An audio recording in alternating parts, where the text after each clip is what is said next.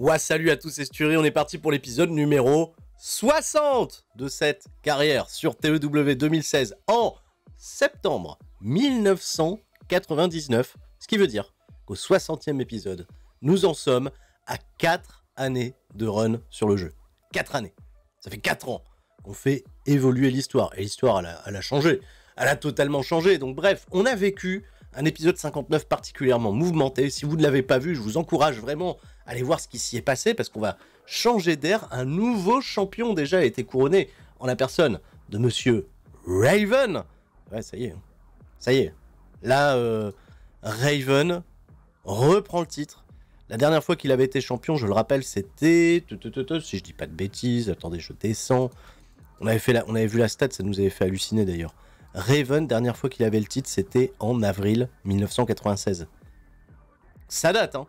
Ça date de ouf. 3 fois champion de la ECW, Raven qui prend le titre à Bret Hart. On a eu pas mal de blessures, il y a eu pas mal de pépins.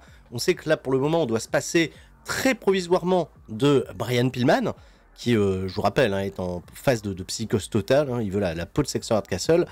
Sexter Hardcastle, lui, s'est retourné contre son mentor Bret Hart qui a perdu le titre. Comment va réagir l'Excellence of Execution? Et je vous annonçais, il y a une petite nouveauté, seront plutôt même couronnés lors de cet épisode le premier championnat trio de la ECW. Et oui, je rajoute un championnat trio parce que je suis un peu comme WWE, je suis un peu même comme All Elite Wrestling quand je sais pas booker quelque chose.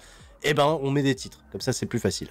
Ça fait beaucoup de titres, c'est vrai, vous avez fait cette remarque. Il commence à y avoir beaucoup de titres du côté de la ECW, mais on a aussi beaucoup de lutteurs, beaucoup de programmes, et ça donnera également des chances pour un peu mieux bâtir ma mid-card. Alors, comment ce tournoi va se décider? J'ai créé des trios, et il va y avoir des blocs. Voilà, il va y avoir des blocs, je ne sais pas exactement comment je vais organiser ce tournoi, mais normalement on va faire un tournoi un petit peu à la façon J1 Climax, avec plusieurs blocs, on va découvrir ça, je vous montre les blocs. Dans le bloc A, l'équipe du clan de Raven, Stevie Richards, Tommy Dreamer et Billy Kidman. Dans leur bloc également, il y aura Dean Malenko, Jerry Lynn et Norman Smiley. Plutôt pas mal, chouette équipe. Silver King, Juventud Guerrera et Psychosis, petite team Mexique. Et Rob Van Dam, pas mal. Rob Van Dam, Mysterio et Super Crazy. Ah, il risque d'y avoir des confrontations assez intéressantes dans le bloc A. Le bloc B, ça c'est Cara Incorporated bien entendu, hein, Perry Saturn, Scorpius Cage j'allais dire, mais il me fait tellement penser à Scorpius Cage, c'est ouf. Il a une utilisation similaire chez nous, c'est-à-dire qu'il est toujours bon tout cool Scorpio, mais on sait pas quoi en foutre. Sensei Scorpio donc et Sensei Gilbert. Chavo Guerrero fait équipe avec Siderico Junior et Cybernetico, qu'on voit apparaître de temps à autre dans les pré-shows. Bam Bam Bigolo fait équipe, alors là c'est improbable, avec Greg Hems et Shannon Moore. Why not? Why not? Et enfin, pour l'Excellence of Execution, Christian Cage. J'ai pas beaucoup de programmes en ce moment avec Christian Cage, qui fait équipe avec l'un des membres de Excellence of Execution, Steve Corino, et son partenaire Danny Inferno, qu'on ne veut pas dans Excellence of Execution. Peut-être qu'il y aura des choses qui vont se tramer avec tout ça. Donc oui, il n'y a pas un immense prestige, mais ça va nous permettre de nous couronner des premiers champions. N'hésitez pas, hein, vous pouvez faire vos pronostics, même si vous serez fixé à la fin de cet épisode, si tout va bien, on aura révélé les premiers champions. Donc je m'organiserai, il y aura des matchs qui vont être faits en weekly, ça va occuper une grosse partie de la carte. Ce tournoi trio, généralement les matchs 3 contre 3 sont plutôt bien notés sur la carte, et j'avais vraiment envie de faire un truc un petit peu plus quali avec ce championnat trio. Peut-être qu'il aura une place importante dans la compagnie, on le découvrira bien assez tôt. Un petit point de ce fait sur le banc des blessés, Abyss blessé pendant 18 jours et je ne peux absolument pas l'utiliser. Brian Pillman 17 jours, je ne l'utiliserai pas, mais il est un peu dans nos cœurs pendant ces 17 jours. Peut-être des petits rôles, hein, peut-être des angles au micro, ce genre de truc là. Perry Saturn 25 jours, légèrement blessé, mais ça va pas l'empêcher d'apparaître dans le tournoi. Shannon Moore, pareil, je dois composer avec sa blessure, mais il est dans le tournoi. Steve Austin, 2 mois, 1 semaine. Alors il va falloir être très prudent sur la manière dont je vais utiliser Steve Austin. Alors voilà, je pense pas que je vais le faire catcher pendant les 2 mois à venir, mais peut-être quelques petites apparitions, peut-être un rôle de commentateur pour Steve Austin, en attendant, histoire un petit peu de faire frustrer le monde. Et Steve Blackman, 20 jours, malheureusement. Steve Blackman, la légende Steve Blackman. La porte interdite Steve Blackman, on devrait l'appeler comme ça, la porte interdite Steve Blackman, blessé 20 jours. Toshiaki Kawada, 17 jours. Vous avez été nombreux d'ailleurs à me recommander de changer un petit peu, mais mon backstage, l'environnement du backstage, et je me suis dit, on a de l'argent, on va le faire. Backstage rouge, vous avez vu, j'ai rajouté de la bouffe, une masseuse, un chiropracteur. J'organise les transports désormais, les transports sont payés également, on a de l'argent, on se le permet.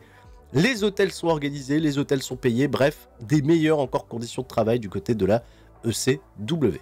Voilà, c'est pas mal, c'est pas mal. Normalement, on devrait avoir un peu moins de blessures, hein, si on a une masseuse, un chiropracteur, ça devrait peut-être un peu mieux se passer. Toujours troisième, toujours une bonne économie, puisqu'on a claqué beaucoup d'argent pour essayer de gagner au niveau size du côté des trois régions où on n'était pas populaire du tout, à savoir le Québec, pas le Québec, pardon, le Canada, salut le Québec également, le Mexique et l'Australie.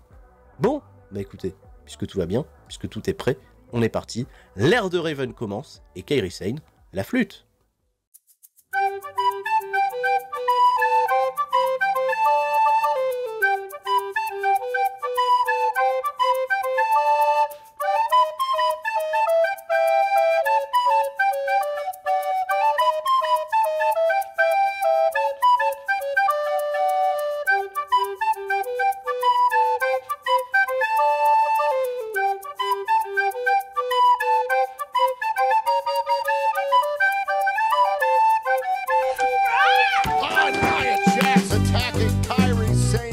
Alors, il fallait s'en douter, mais Paul Heyman m'a confié de nouveaux objectifs pour la ECW.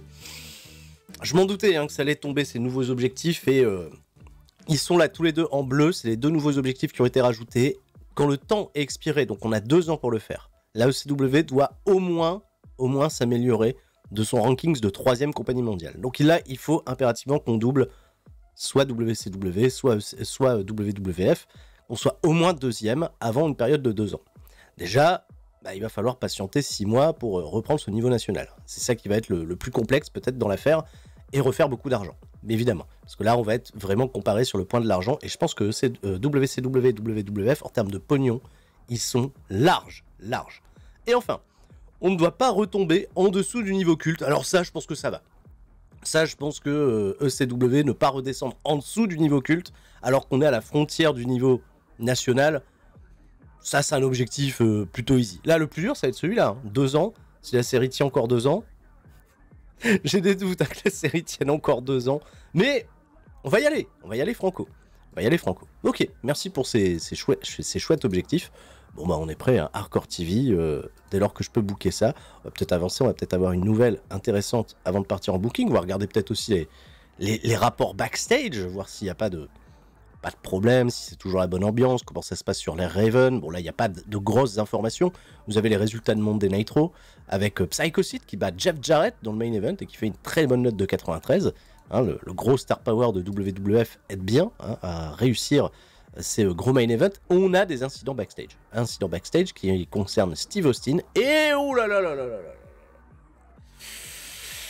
Steve Austin.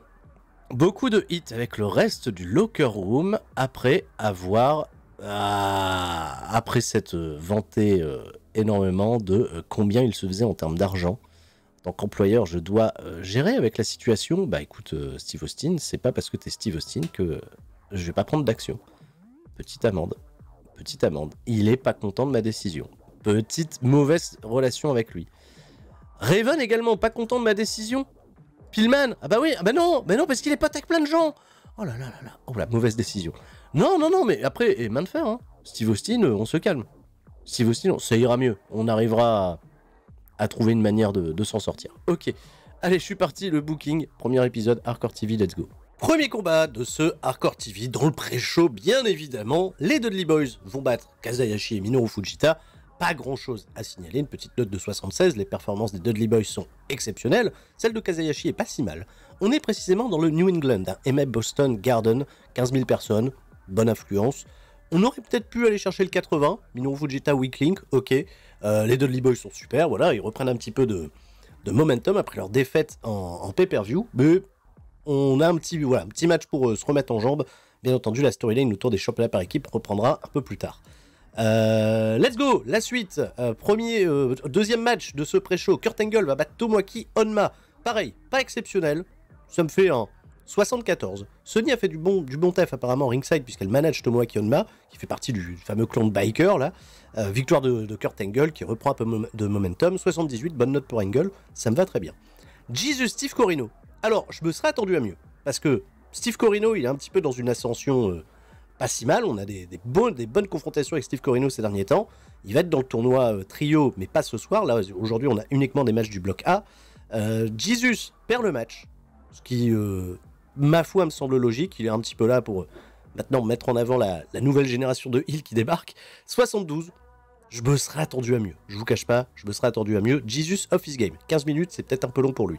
Il va falloir que je mixe un peu mieux avec les mecs sur les durées de match. Alors je sais que désormais dans la nouvelle ECW, il faut impérativement que les matchs soient un peu plus longs pour essayer d'obtenir un meilleur potentiel globalement. Hein, le public aime les matchs longs hein, du côté de la ECW, donc je dois faire avec. On est parti, premier angle pour ouvrir cette carte de Hardcore TV, c'est évidemment Raven qui vient poser les bases de cette nouvelle ère en compagnie de tout son clan. Donc il y a Billy Kidman accompagné de Dirty White Girl, Tommy Dreamer, Stevie Richards.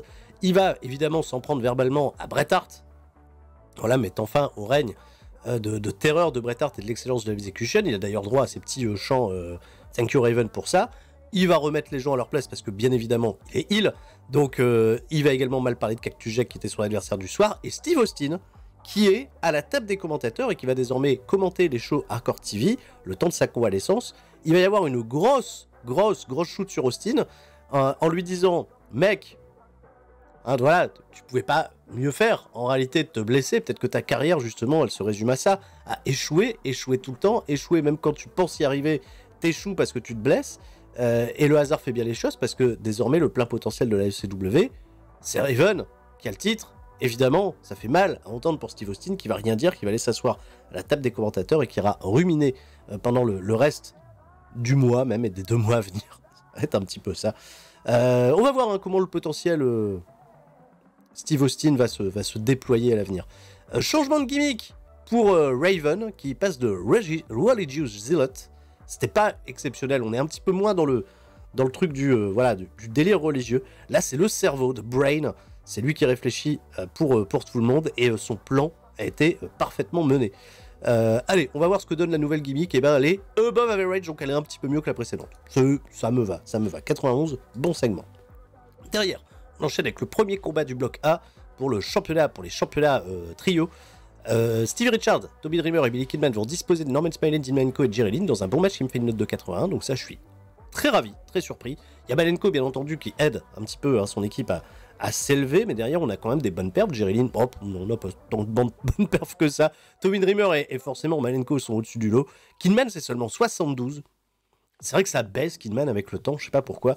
Peut-être parce que c'est son gimmick de heel hein, qui fonctionne pas véritablement bien. Excusez-moi. Norman Smiley ouais, et Jerry Lynn, c'est pas terrible, 56 et 53, c'est pas foufou. 80 quand même, une note globale intéressante. Les premiers points sont marqués pour le Flock of EAP, qui ont un petit statut de favori hein, quand même sur le tournoi trio, on va pas se le cacher. Derrière, Bret Hart, Stephanie McMahon, Roddy Piper, c'est la grosse PLS backstage, il déboule dans le bureau de Paul Heyman.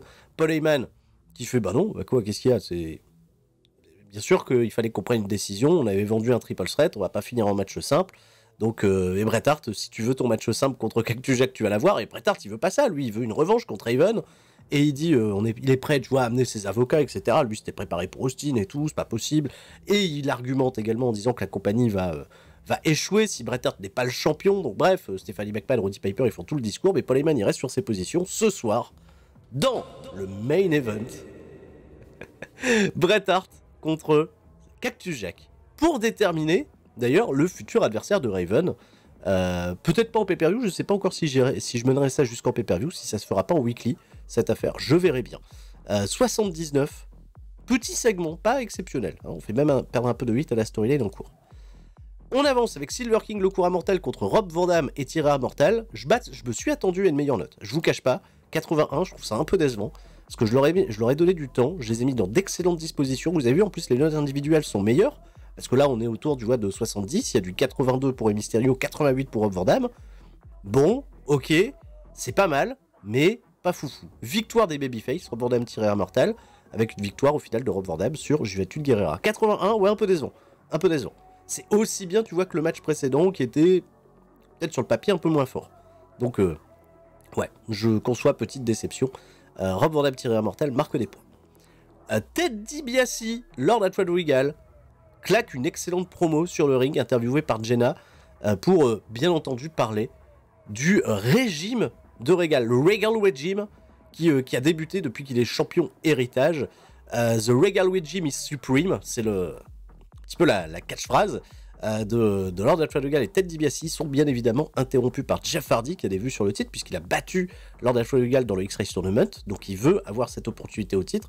Et ben va s'en suivre un excellent match par équipe, j'en suis sûr, voilà, qui me fait une note de 91. Je savais que le combat allait être excellent. Al Snow, champion télé, et Lord Alfred Regal, champion héritage, contre les Hardy Boys, qui feudent respectivement avec eux. Ça me fait une excellente note de 91, et ça va se terminer avec une victoire de Matt Hardy sur Al Snow, pour renforcer un petit peu l'idée que ouais, les Hardy Boys pourraient aller chercher des titres en solo, et non plus en équipe.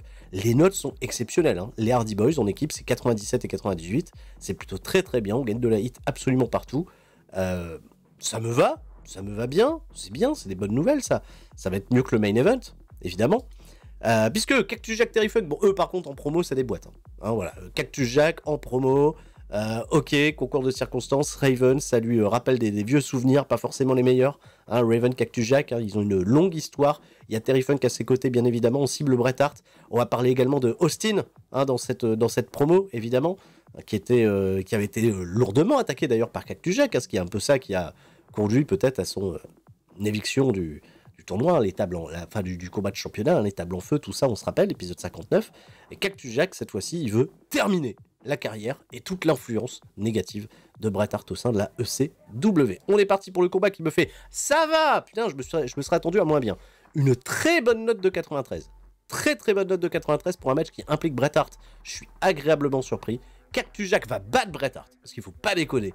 Hein, voilà, là, Bret Hart, on va commencer à le mettre un petit peu de côté. Je vais voir comment je vais utiliser Bret Hart à l'avenir, mais ça a quand même été une belle déception globalement, pour notamment les qualités de combat. Donc là, je suis agréablement surpris de ce 93, qui va me laisser repenser que, alors, il peut peut-être se passer quelque chose. La fin de match, Bret Hart va être distrait par Sexo Hart Castle, alors que Cactus Jack s'était fait attaquer par Jericho et Jericho et Chris Benoit, pardon. Oui, Sexo Hart Castle, de ce fait qui... on sait pas, a-t-il quitté Excellence of Execution? Il semblerait que oui. Il n'en a plus rien à foutre de Bret Hart. C'est lui qui va le distraire à la fin du match et offrir la victoire à Cactus Jack, qui me fait lui individuellement, Cactus Jack, une note de 96. Bret Hart 64, pas top, mais la storyline avance globalement, tu vois, autour de l'excellence Championship Wrestling, qui va voir Bret Hart être relégué un peu plus bas dans la carte. Victoire de Cactus Jack qui ira affronter le champion Raven un peu plus tard, je ne sais pas quand. 93, c'est bien, et Bret Hart devrait être booké mieux. Ah ouais, de matchs plus courts, parce que malheureusement il se fatigue vite, donc on va essayer de mettre Bret Hart dans des matchs un peu plus courts désormais, surtout en 1v1. Mais là c'était le main event, donc c'était important pour moi que ça soit, voilà. Donc 93, ok, il va falloir que je réfléchisse à une bonne manière de booker Bret Hart à l'avenir. Ça reste quand même un très bon show. Hardcore TV, on part sur de très bonnes bases, on verra où nous mène la nouvelle ère de Raven. Et je vais regarder tout de suite les news qui en découlent. On a fait un 28.58. Est-ce que c'est pas le meilleur rating qu'on ait fait ever? On en a fait un au-dessus de 28, il me semble. Mais là, 28.58, c'est exceptionnel. C'est exceptionnel. Selon Chris Jericho, Rey Mysterio a une très bonne promo. Voilà. Il y a de l'argent dans les promos de Rey Mysterio. Est-ce que vous y croyez? Bon, il faut y croire. Croyez-y. Bon. Ça va, il n'y a pas de moral issues du côté de Steve Austin, hein, malgré que... on se soit un peu pris la tête avant le show avec les autres gens qui ont râlé. C'est toujours Paul Heyman qui a des moral issues et Minoru Fujita. Minor moral issues, c'est pas grand chose parce qu'il râle souvent, il est casse-couille. Allez, on est parti. XTV, let's go. Extreme Zone, c'est pas XTV, Extreme Zone, ouais. Extreme Zone. Extreme Zone au SC Below Center. On est dans le Southeast, hein, si je dis pas de bêtises, devant 14 574 personnes, pardon. Dans le pré-show, une petite revanche d'un 3 contre 3 qu'on a fait à Hardcore TV, puisque Rob Van Dam va disposer de Silver King en 14 minutes 30 dans un très bon match qui me fait une note de 81. Ouais, Silver King, comme quoi, des fois, valeur sûre, hein, on fait des choses plutôt cool avec le monsieur. Toujours dans le pré-show, les Pitbulls continuent d'accumuler aussi du momentum, hein, pour se repositionner dans la compétition par équipe. Ils vont battre Jerry Lynn et Norman Smiley, là aussi une note de 81, et des performances meilleures, hein, pour Norman Smiley et Jerry Lynn vis-à-vis du combat 3 contre 3 qu'ils ont fait aux côtés de Dean Malenko lors de Hardcore TV. 81, correct, encore une fois. Et on finit avec un 82, donc on s'améliore, avec la victoire de Kurt Angle sur Lance Storm en 16 minutes 02. Des très bonnes performances individuelles, dont un excellent 83 pour Kurt Angle sur Lance Storm, qui me rassure sur le fait que Kurt Angle peut être un chouette projet quand même sur le long terme. Il y a encore un petit peu tôt pour Kurt Angle, j'ai l'impression qu'il y a encore ces petites irrégularités, mais là ce genre de petits tests me font douter quant à la suite je sais pas, du push de Kurt Angle. On peut peut-être retenter des trucs assez intéressants.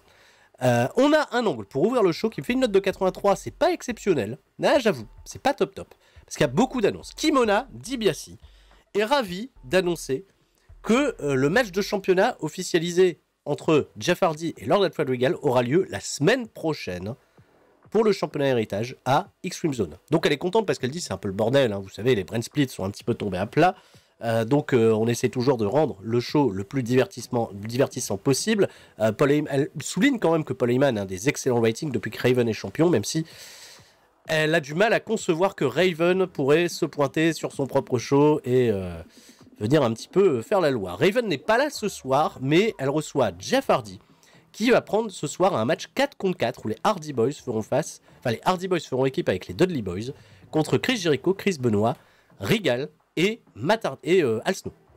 Donc gros match sur le papier parce qu'on a 4 champions contre 4 potentiels aspirants et Jeff Hardy va se faire interrompre par Bret Hart. Bret Hart qui dit est-ce que ici c'est pareil qu'à Hardcore TV, est-ce qu'on manque de respect est-ce qu'il y a du manque de respect sur mon nom? Il se plaint, il dit à Kimona DiBiase que c'est lui qui devra avoir des opportunités pour rendre son show encore meilleur. On va s'appuyer justement sur les débuts de phrases de Kimona, sur les accroches. Et Bret Hart va se prendre une grosse baffe de la part de Jeff Hardy. Et Jeff Hardy, il est prêt à affronter Bret Hart là tout de suite. S'il veut de la compétition et prouver qu'il peut montrer des trucs fous, on est parti de Jeff Hardy, Bret Hart. Alors ça emmerde Kimona parce que de cela, elle doit trouver un remplaçant à Jeff Hardy pour le main event. Donc on va chercher un remplaçant, il n'y a pas de souci. Et Bret Hart, Jeff Hardy, allez, on est parti, incroyable, match impromptu, qui me fait une note de 85. Et Bret Hart, en 11 minutes 37, donc plus court que d'habitude, va battre Jeff Hardy par disqualification. Il va volontairement se chercher la disqualification de Jeff Hardy pour remporter la victoire, ce qui va vraiment faire chier, qui va piste Jeff Hardy. Bon match qui me fait une note de 85 pour ouvrir le show, ce qui est plus que correct. La storyline, en effet, héritage, perd un peu de hit, mais on reste quand même sur quelque chose de très convenable. Bret Hart, note de 63, pas top. Jeff Hardy, un très très bon, très solide, 88. On repositionne quand même Bret Hart, on va pas l'enterrer, on va pas lui donner des défaites à tir larigot. On a peut-être posé des bases sur un truc intéressant, Bret Hart, Jeff Hardy, why not? Allez, le bloc B, Cara Incorporated va vaincre l'équipe de Chavo Guerrero, Sidelico et Cybernético dans un match qui me fait une bonne note de 80. Ça me va. 14 minutes 40, un match storytelling. Les notes sont pas folles, il y a des gens qui sont blessés, je le rappelle, Perry Saturn qui catch blessé. On est pas mal, c'est-à-dire qu'on a fait 2,81 sur le bloc A pour les premiers combats, là on fait un 80. On a le deuxième match du bloc B tout à l'heure.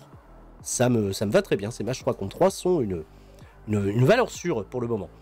Chris Benoit, Chris Jericho en interview avec Jaya Jameson, on n'a rien à foutre, ils ont des mots très très durs sur les Dudley Boys, ils se disent peu importe qui les rejoint dans le 4 contre 4, ça sera le même traitement, il y a une équipe de champions qui est en place en face.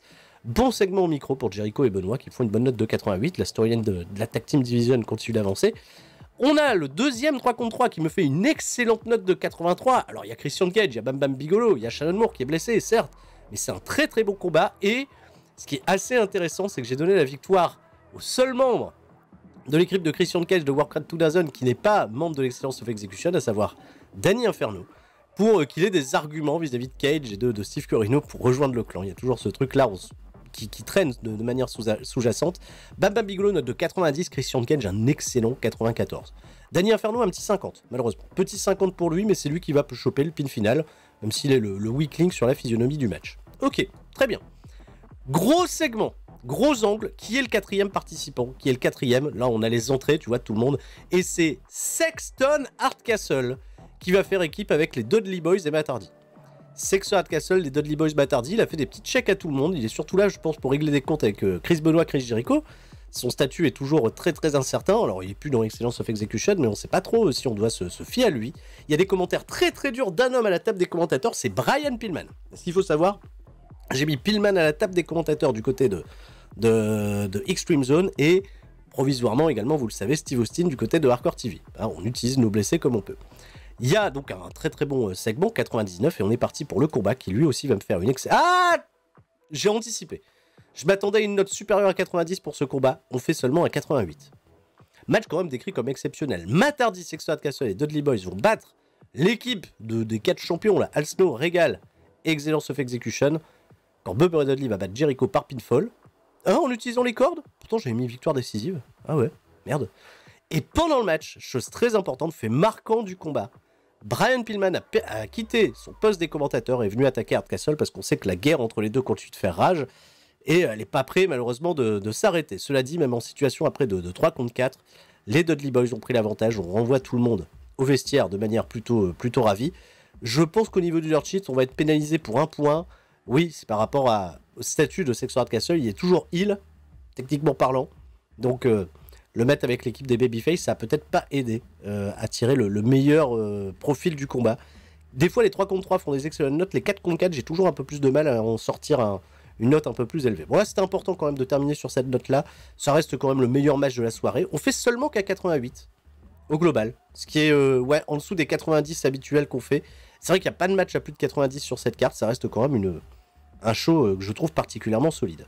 Bon, on verra. Si on fait plus de 28 au niveau des ratings, tant mieux. Mais j'y crois moyen. Je pense pas qu'on va faire plus de 28. Un bon 27-80, allez. Hein, je fais mon petit pronostic d'avant rating. En quelque sorte. Alors, Sexton Hardcastle nous dit que Steve Corino parle bien. Merci pour lui.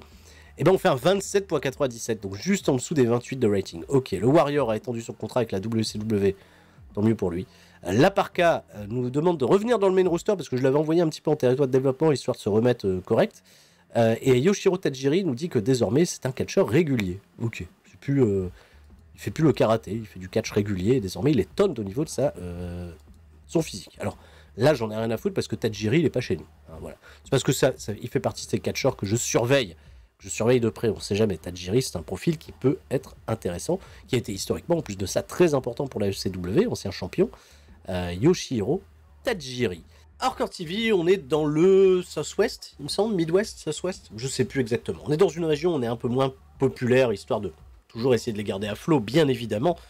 Et j'ai fait les matchs du tournoi, du bloc A, dans le pré-show, volontairement parce que c'était des confrontations heal contre heal et face contre face, et j'ai pas envie de polluer la note globale du show. Donc vous m'excuserez si ça prend pas part au show principal, mais c'est plus technique qu'autre chose. Regardez, on a fait un 74 ici même avec le Flock qui va obtenir sa victoire sur Silver King, le cours immortal. Pour le Flock, c'est bon, hein, ils sont plutôt bien partis pour gagner le tournoi. Ça va dépendre également du résultat du prochain combat, face contre face, qu'on aura un peu plus tard. Enfin, pour gagner leur bloc. Après, les vainqueurs de bloc, bien évidemment, j'ai oublié de le préciser, s'affrontent. En pay-per-view, alors le pay-per-view sera en 3e semaine. Hein, parce que la dernière semaine, je me la réserve en weekly. Vous allez comprendre pourquoi, au niveau de... J'ai déjà mes petites idées en termes de booking. J'espère que ça rendra le truc tout aussi excitant. Prochain combat, Manami Toyota va perdre contre Chavo Guerrero, ça me fait un 78. Alors Manami Toyota, elle se plaignait de ne pas avoir suffisamment de matchs, donc je lui en donne. Pour l'instant, j'ai pas encore véritablement de plan pour les intégrer dans la carte principale. Et je fais des tests, c'est toujours pas des plus convaincants. En même temps, on n'est pas dans une région où tout le monde est très populaire. Chavo Guerrero, il reprend un peu de momentum, de ce fait. Victoire de Chavo sur Manami, 13 minutes 05 par soumission. Ok, let's go. 78, bon. Et enfin, le dernier combat de ce bloc, du bloc A, c'est victoire de Rob Van Dam et de Thierry Immortel sur Jerry Lynn, Norman Smiley et Dean Malenko qui eux aussi se retrouvent éliminés. Il y aura donc le gros combat attendu entre Rob Van Dam, Thierry Immortel et la floc de Raven. Ça sera pour le prochain show et ça va qualifier de ce fait une équipe en finale pour le King of Trios. Victoire de Rob Van Dam, Thierry Immortel. Les notes sont plutôt correctes, 78. On reste quand même dans cette confrontation face-face qui n'aide pas à tous les niveaux. La carte principale, nous avons débuté ça directement avec un angle où Cactus Jack, Terry Funk sont au ring. Ils challenge bien entendu Raven pour le prochain pay-per-view. Finalement, c'est acté. Cactus Jack, Raven, ça sera en pay-per-view fin de 3e semaine. Ils sont interrompus par nul autre que Bret Hart, hein, qui vient au ring. Et ça, c'est à signaler. Il vient au ring avec une fausse ceinture de champion parce qu'il se prétend toujours être le champion de la Excellence Championship Wrestling. Et non plus de la... il a même changé hein, les lettres, etc. Hein, sur le titre Excellent Championship Wrestling, accompagné de Roddy Piper et de Stephanie McMahon. Paul Heyman, à part qu'il est un peu amusé par le comportement de Bret Hart, place un main event de beauté, puisque Cactus Jack et Terry Funk feront face à Bret Hart et Raven. pour régler quelques comptes. La foule est très ravie de ce segment, 98, tout va bien. Les Dudley Boys contre les Pitbulls me font une excellente note de 97. C'est officiel, les Dudley Boys en battant les Pitbulls deviennent les challengers numéro 1 au titre de Jericho et Chris Benoit. Ça sera là aussi en pay-per-view. Victoire des Dudleys, malgré les interventions d'Onma, de Brian, de Sonny, enfin bref, ça a été dans tous les sens. Ils remportent la victoire, 97, excellent match. Ça promet quelque chose de très très cool en pay-per-view la semaine prochaine. Al Snow Matardi pour le championnat télé. C'est une victoire d'Al Snow, mais en grugeant, hein, par disqualification. Il a fait disqualifier Matardi. 5e défense de son championnat, ça me fait un bon 89, cela dit, mais bien entendu, le programme ne va pas s'arrêter là. Matardi aura une nouvelle chance, puisque la manière n'est pas forcément la plus coubertine qui soit. Ted DiBiase, lors d'Alfred Wigal au ring, propose un nouveau challenge à Jeff Hardy avant de s'affronter cette semaine, je le rappelle, à Extreme Zone pour le championnat héritage. Et bah Christian Cage va venir attaquer dans le dos de Jeff Hardy. On est parti pour un combat entre les deux. On fait un très bon segment hein, qui me fait un 92. Le combat me fait une excellente note de 94. Là, on est dans les bangers. Hein. C'est l'Hardcore TV des gros matchs, décrits comme exceptionnels. Christian Cage va battre Jeff Hardy par soumission après l'intervention de Regal qui a attaqué Jeff Hardy. Et oui, et oui. Quelques problèmes de psychologie sur le match. Pour info, Jeff Hardy, c'est pas le meilleur en psychologie. Ça, on le sait. Les techniques performances sont très très bonnes, le 94 est très satisfaisant, c'est quand même un très très bon combat sur le papier. Les nouvelles défaites pour Jeff Hardy qui viennent en enchaîner 2 à la suite, un contre Christian Cage, contre Bret Hart. Ça met Regal dans de bonnes dispositions avant de défendre son titre contre lui, mais Christian Cage va peut-être réclamer après des opportunités. Bon, il est dans le tournoi trio pour le moment, mais ça permet de garder un Christian Cage à l'écran avec une victoire décisive. Sexter Hardcastle, il est en interview avec Rick Rude. C'est ces fameuses interviews qu'on fait un petit peu, voilà, qui sont préenregistrées. Dans la pièce avec Rick Rude qui va poser les bonnes questions. Alors Sexter Hardcastle qui a remporté le X-Race Tournament, on sait qu'il va pouvoir obtenir son title shot à November to Remember, il est qualifié dans le main event de notre WrestleMania nous en quelque sorte. Sexter Hardcastle, il rappelle que son business n'est pas terminé avec Brian Pillman et c'est pour ça qu'il le challenge pour un combat au prochain pay-per-view. Pillman contre Sexter Hardcastle. La dernière sera la bonne, grosso modo, c'est un petit peu ça le titre du truc. Sexter Hardcastle contre Pillman. Pillman sera-t-il rétabli d'ici là? Sexter Hardcastle a lancé le challenge. Alors Rick Rude évidemment a parlé également à Sexter Hardcastle de Bret Hart en disant que lui et Bret Hart c'est terminé, Excellence of Execution c'était une très très mauvaise idée. Et il parlera également de Raven parce qu'il y a toujours une espèce de mystère. Rick Rude qui rappelle, tu as une longue relation avec Raven. Est-ce que c'est lui que tu vas te challenger pour le championnat du monde ou est-ce que tu vas te diriger vers le championnat héritage? Alors il explique qu'il va se diriger vers le championnat du monde. Quoi qu'il en soit, il challengera le championnat du monde parce qu'il considère que ce titre, historiquement, a un plus gros lineage et qu'il a été manipulé par Paul Heyman pour lui faire croire le contraire autour du championnat héritage. Il le challengera donc et il nous précise, Sexter Hardcastle, qu'il n'a plus rien à voir avec Raven. Hein, il n'a plus du tout aucune influence sur Raven, que ça soit lui ou un autre. Il deviendra le champion et reprendra les affaires là où il les a laissées il y a un peu plus d'1 an. Voilà. Donc attention, gros discours de Sexter Hardcastle, 95, très très bon segment. Le main event, Bret Hart et Raven contre les Hardcore Legends, ça me fait qu'un 84. Je m'en doutais. Je m'en doutais parce que j'ai fait un match assez court pour pas malheureusement poussé sur l'endurance de Terry Funk et de Bret Hart qui sont pas des meilleurs. Donc j'ai fait une Wild Brawl, mais finalement elle nous fait qu'un petit 84. C'est un peu dommage, parce que les notes individuelles sont très bonnes, sauf pour Bret Hart qui fait 67. On fait perdre un peu de 8 à la storyline, Excellence Championship Wrestling, mais c'est pas trop grave, hein, parce que on a quand même des choses très très solides sur le reste du show. Bret Hart était considéré comme le weak link, mais c'est lui qui va remporter la victoire en battant Terry Funk à la fin et se réclamait toujours plus légitime hein, en tant que champion. Il y a une grosse pause à la fin où lui il est avec son faux titre et Raven avec son vrai titre. Donc les mecs se sont pris la tête. Terry Funk et enfin surtout Cactus Jack est revenu les attaquer après le match. Voilà. 89, ça reste correct, décent. Même si on a eu des gros bangers, c'est le main event qui déçoit un petit peu plus. Mais c'est cette utilisation de Bret Hart qui est tout. C'est compliqué hein, de retirer, même quand tu connais la personne de Bret Hart, de le retirer, tu vois, du main event. Mais il va falloir, tu vois, le faire progressivement. J'ai pas envie que ça soit d'un coup, d'un seul, stop, j'utilise plus du tout Bret Hart. Faut pas déconner non plus.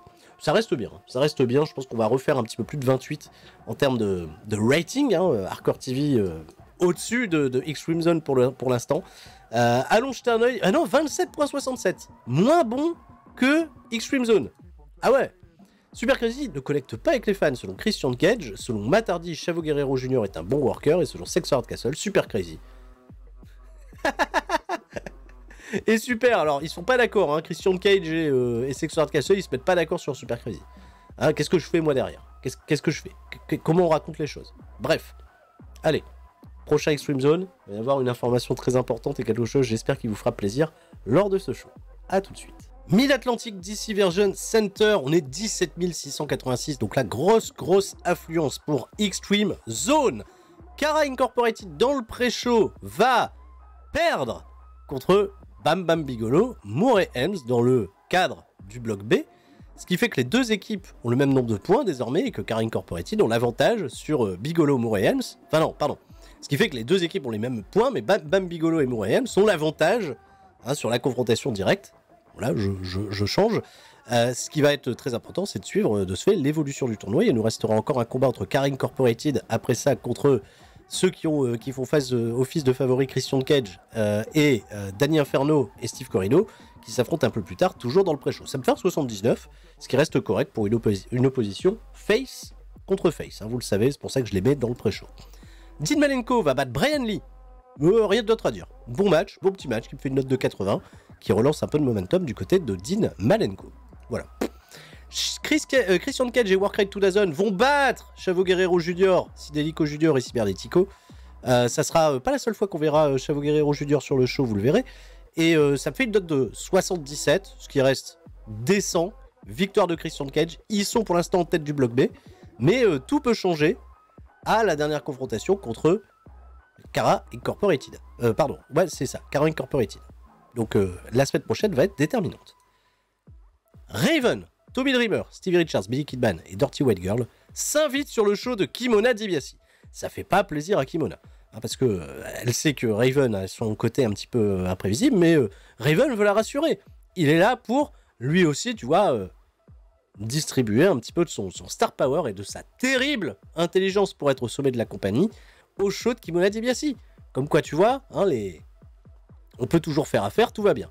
Il y a Cactus Jack, Terry Funk qui débarque. Cactus Jack, on le sait, il va affronter Raven en pay-per-view.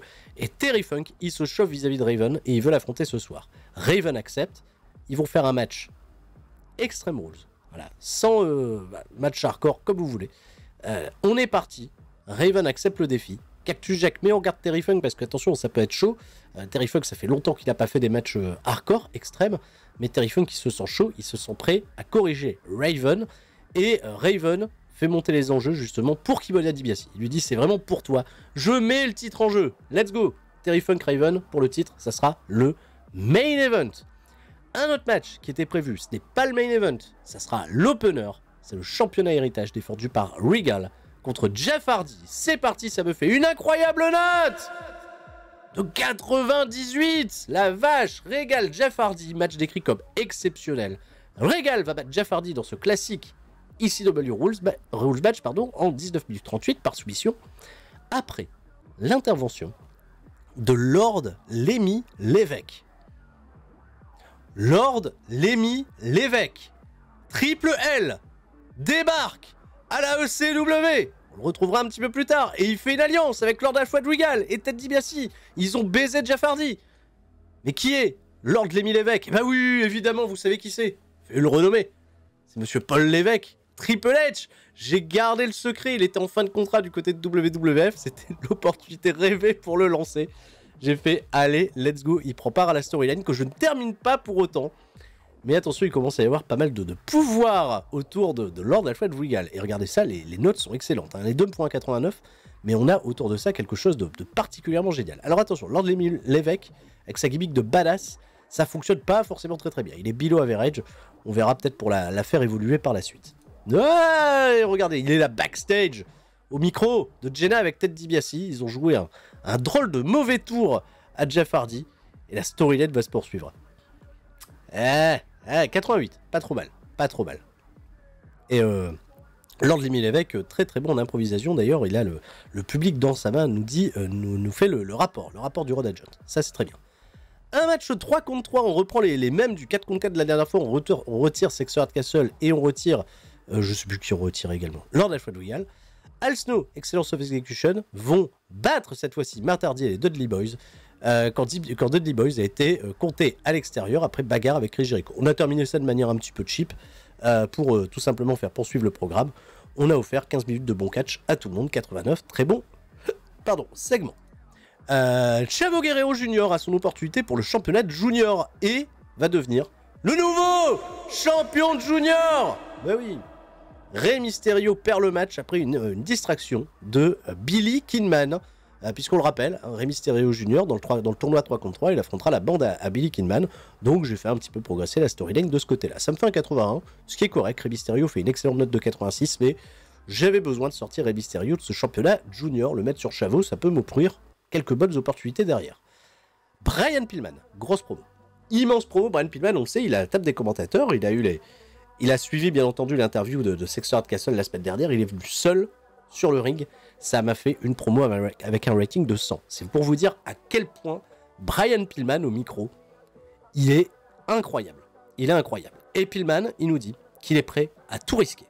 Sa santé, sa carrière, tout pour revenir sur le ring peut-être beaucoup plus tôt que prévu, pour aller affronter Sexton Hardcastle et terminer une fois de plus, une fois pour toutes, le programme contre lui.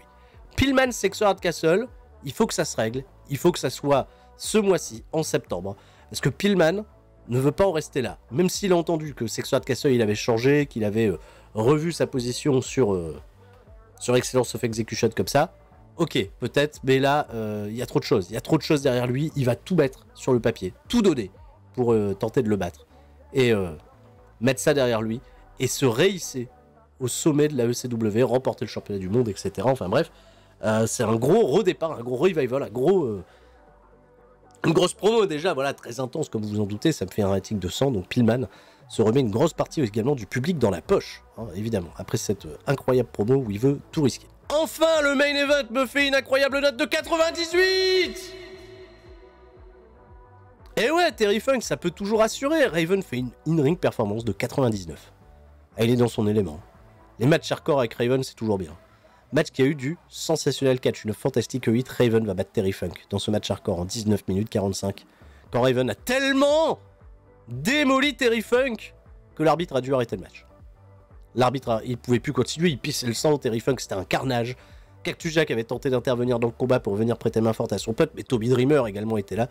Donc ce qui a un peu équilibré les choses. Raven fait sa première défense de titre de très très belle manière, une victoire très convaincante sur Terry Funk, hein, qui, malgré un soutien très très populaire du public, n'a pas réussi à faire l'upset. Il a tenu, hein, Terry Funk. Hein, bon, il est marqué, il galérait vers la fin, mais il me fait un 98 avec une ring performance de 93, comme quoi la différence, hein, tu vois, elle est flagrante entre Terry Funk et Bret Hart. Terry Funk, c'est quand même la grosse star. Hein. Chez nous, ça a toujours fonctionné, et là, c'était le gros point d'honneur, hein, mis sur le truc. Hein. C'est excellent Championship Wrestling. On a avancé, on a gagné de la hit 98. Quel excellent match pour terminer ce show. Aucun commentaire spécifique. On n'a pas gagné de fans, particulièrement dans des régions du monde. C'est ça qui est un peu dommage. Hein. C'est parce qu'on fait un 96, mais on ne gagne pas en popularité. Qu'est-ce qui se passe? C'est comme ça. C'est peut-être parce qu'on a le coup de frein, hein, tu vois, des popularités là sur les 6 mois. Je ne sais pas exactement à quoi c'est dû. Mais on a fait un excellent show. Et d'ailleurs, on va aller voir le rating, hein, pour ce show. Est-ce que Raven avait raison de se pointer du côté de chez Kimona DiBiase pour augmenter les ratings? Est-ce qu'on va redépasser les 28? Shane va être une star selon Matt Hardy. Et Shane également va devenir une star selon Cactus Jack. Extreme Zone 28.33. Excellent rating pour le show. Et Chavo Guerrero a besoin de souffler. Il a fait 2 matchs quand même sur la soirée. Mais il est devenu le nouveau champion Cruiserweight, pour info. Pas mal. Pas mal du tout. On arrive à cette 3e semaine un peu fatidique puisqu'on aura 3 shows à se booker, les 2 derniers weekly. La fin du tournoi trio et surtout un incroyable pay-per-view. A tout de suite. Le dernier Hardcore TV avant notre pay-per-view du mois de septembre. Je n'ai même pas été vérifié c'était quoi le pay-per-view.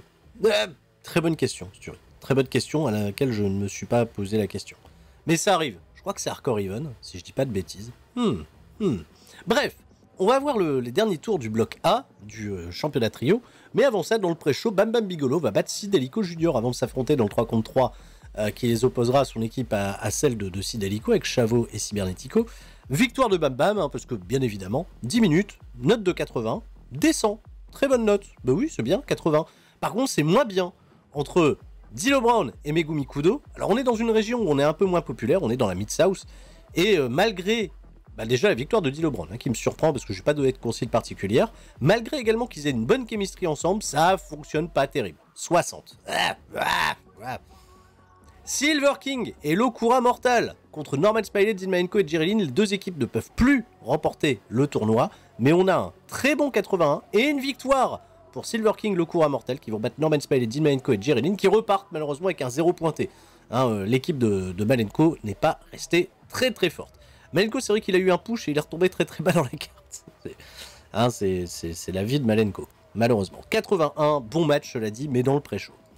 On est parti, carte principale, on attaque directement avec un gros segment où tous l'Excellence of Execution vont venir au ring et vont se plaindre, voilà, de leur traitement, du statut, du fait qu'ils ont été les immenses stars qui ont propulsé la ECW à des endroits incroyables et que ça a été une terrible erreur de jouer contre eux, et ils accusent encore une fois Paul Heyman.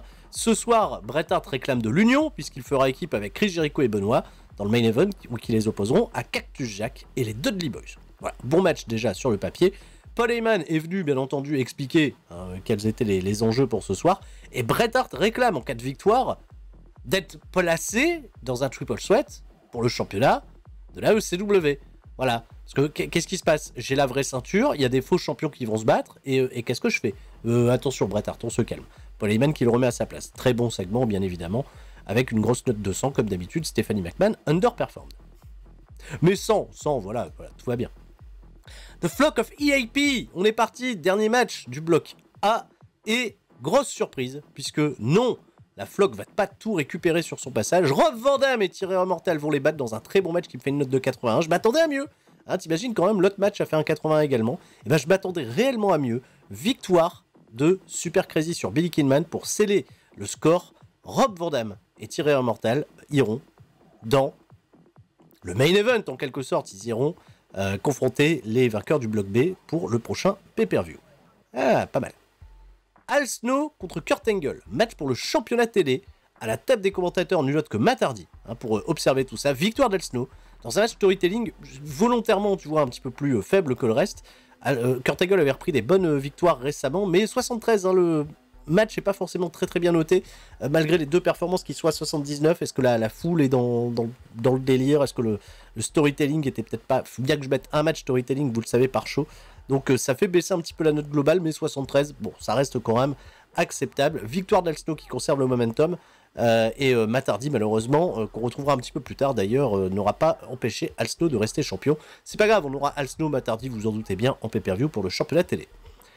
Lord Alfred Regal et Lord Lemmy Lévesque, une fois de plus au micro de Jenna, bien entendu, Ted DiBiase les accompagne. On en met plein la gueule des Hardy Boys et Lord Alfred Regal et Lord Lemmy Lévesque s'appellent désormais les Lords of Wrestling, bien évidemment, les Lords du catch. Et ils vont changer le destin de la ECW à jamais. Et ça commence dès à présent. Ah, voilà, là on a mis tous les chevaux dehors. Très bon segment qui me fait une note de 87. Et on attaque derrière avec un match qui me fait une excellente note de 95. Mais oui, bien sûr. Lord Lemmy Lévesque, qu'on teste pour la première fois dans le ring, fait une in-ring performance de 76. Pas exceptionnel, mais attention. Alors, Triple H, pour information, Triple H, il n'a pas non plus subi le glow-up exceptionnel du côté de WWF. C'est pour ça que j'ai pas eu de mal d'ailleurs à le signer. J'ai pas eu une grosse opposition de la part de WWF pour le prendre, parce que il n'a pas été buildé encore une fois comme une, enfin pour le moment comme une grosse star. Donc ce qui m'a permis de le récupérer, mais dans un rôle de mid-carder. Donc c'est un peu bizarre de se dire ouais Triple H il débarque mais mid-carder, et là même il est un petit peu derrière, il est un peu effacé derrière Lord Alfred Regal. Je les ai mis ensemble parce que évidemment les mecs ont une grande histoire. Et c'est une vieille équipe du côté de WCW, il faut le savoir également. Hein, quand Hunter, Triple H a fait ses débuts à la WCW, il a très rapidement été associé à Lord Steven Regal. Note de 95, quand même, note très décente pour ce combat, qui sera d'ailleurs remporté par les Lords of Wrestling. Qui sera remporté par les Hardy Boys. Et oui, important, parce que Jeff Hardy va faire le tomber sur Lord Alfred Regal, ce qui va le repositionner, vous en doutez bien, pour un match pour le championnat héritage lors du pay-per-view. 95, excellent, excellent. Allez, on enchaîne immédiatement avec le main event, c'est dur de passer après ça. Et ben non, ça passe très très bien puisqu'on fait un gros 96, match décrit comme exceptionnel. Cactus Jack et les Dudley Boys vont battre l'Excellence of Execution qui n'ont pas trouvé l'union, malheureusement, quand Cactus Jack a battu Bret Hart qu'on a remis à sa place Double Arm DDT, un Cactus Jack plus motivé que jamais. Raven est à la table des commentateurs, évidemment il y a eu des confrontations à distance. C'était plutôt pas mal. 96, excellent, termine bien le show, voilà. Oui, c'est bien, c'est correct, 96. Et Cactus Jack Raven sera bien un combat 1 contre 1. Et Bret Hart, hein, malheureusement, essaiera de trouver un autre chemin pour faire son intéressant. 95, alors là par contre, tu vois, c'est précisé, le show a augmenté sa popularité dans 42 régions. Ça fait beaucoup de régions. Mais tant mieux, tant mieux. Là, normalement, on a redépassé les 28. Hein. Là, on est sur un bon ratio, niveau, on est pas mal, Toshiaki Kawada est revenu de blessure, j'ai entreaperçu ça très rapidement. Brian Pillman également est de retour, fully fit, donc vous inquiétez pas, il sera au pay-per-view pour défoncer du Sexo Hard Castle, on lui souhaite. Lance Storm arrive en fin de contrat, il faut que je fasse une proposition à Lance Storm, on va pas le laisser partir. Et 28.50, donc un très très bon rating pour clôturer ce Hardcore TV, dernier Hardcore TV avant le pay-per-view. Alors le pay-per-view, j'avais dit Hardcore Even, et ben c'est pas du tout Hardcore Even, c'est pas du tout, c'est Anarchy Rules. Anarchy Rules, bah ouais, l'anarchie, hein. Raven, Cactus Jack à l'ancienne pour clôturer non pas cet épisode, parce qu'il y aura encore une semaine de booking derrière, et ça sera très important. Allez, on est parti, Extreme Zone.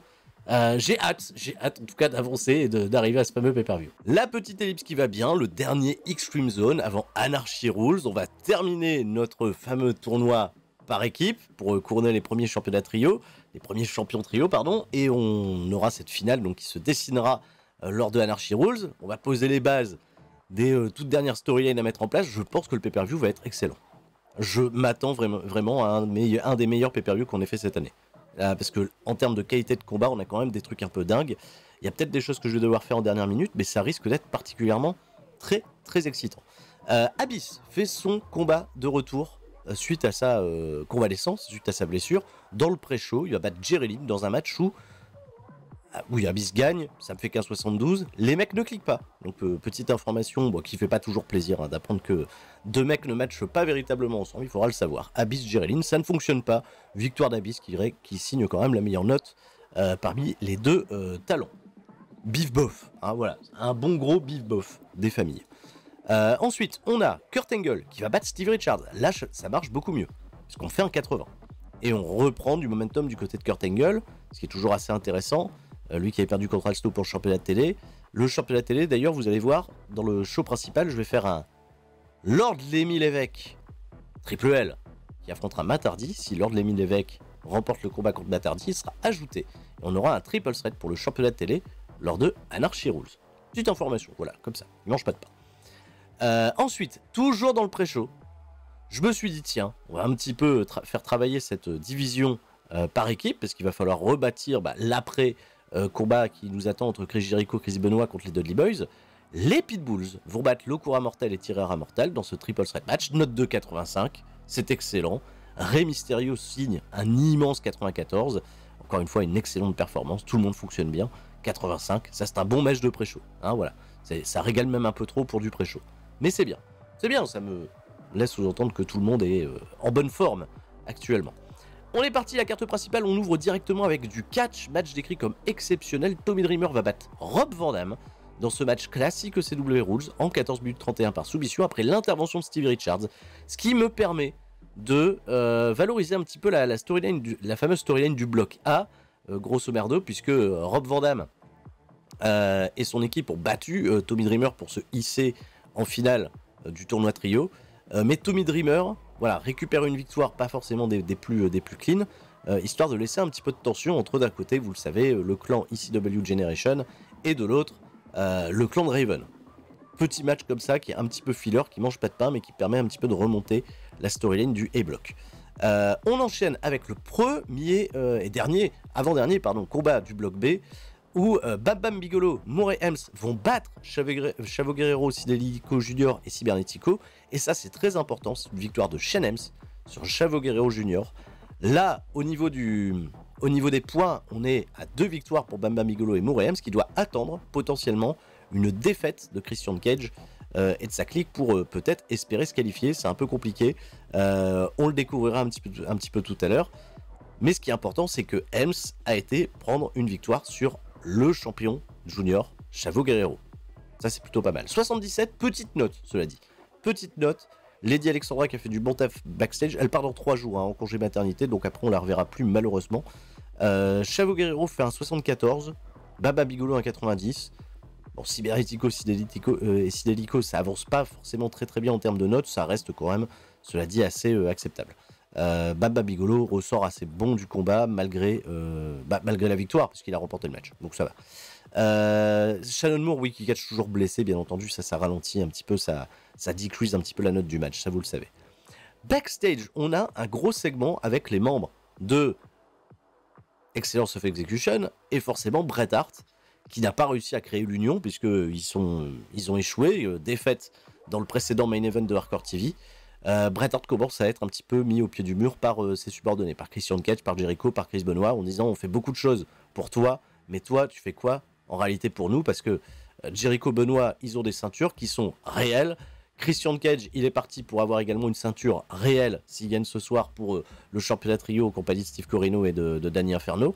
À un moment, Bret Hart, si tu veux que l'union elle reste derrière toi, tu dois faire ton taf de ton côté. Et là, ça remet totalement en question Bret Hart, qui n'aime pas qu'on le remette à ce point-là en question, mais les interrogations se posent.